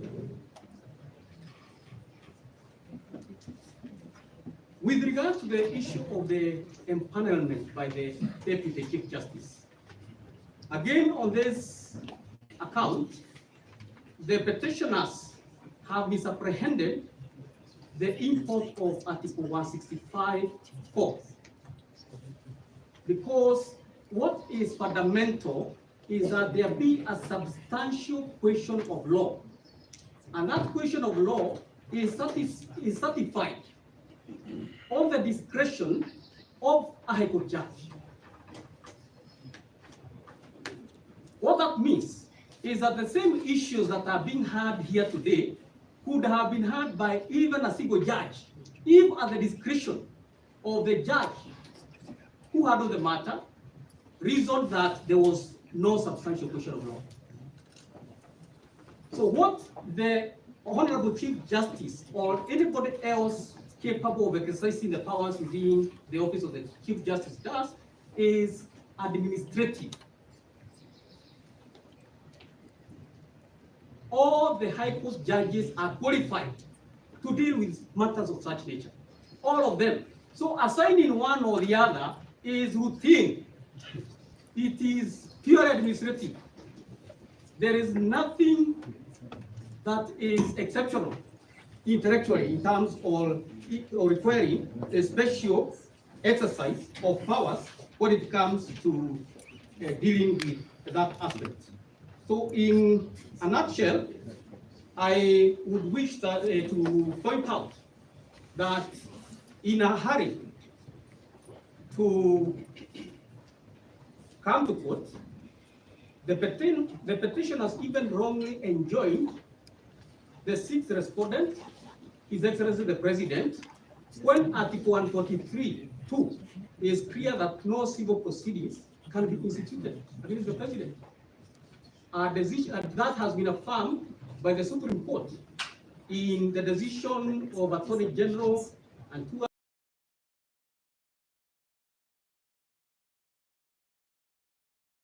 others versus and 79 others. So the Supreme Court made an express order that the President cannot be sued. It's an order.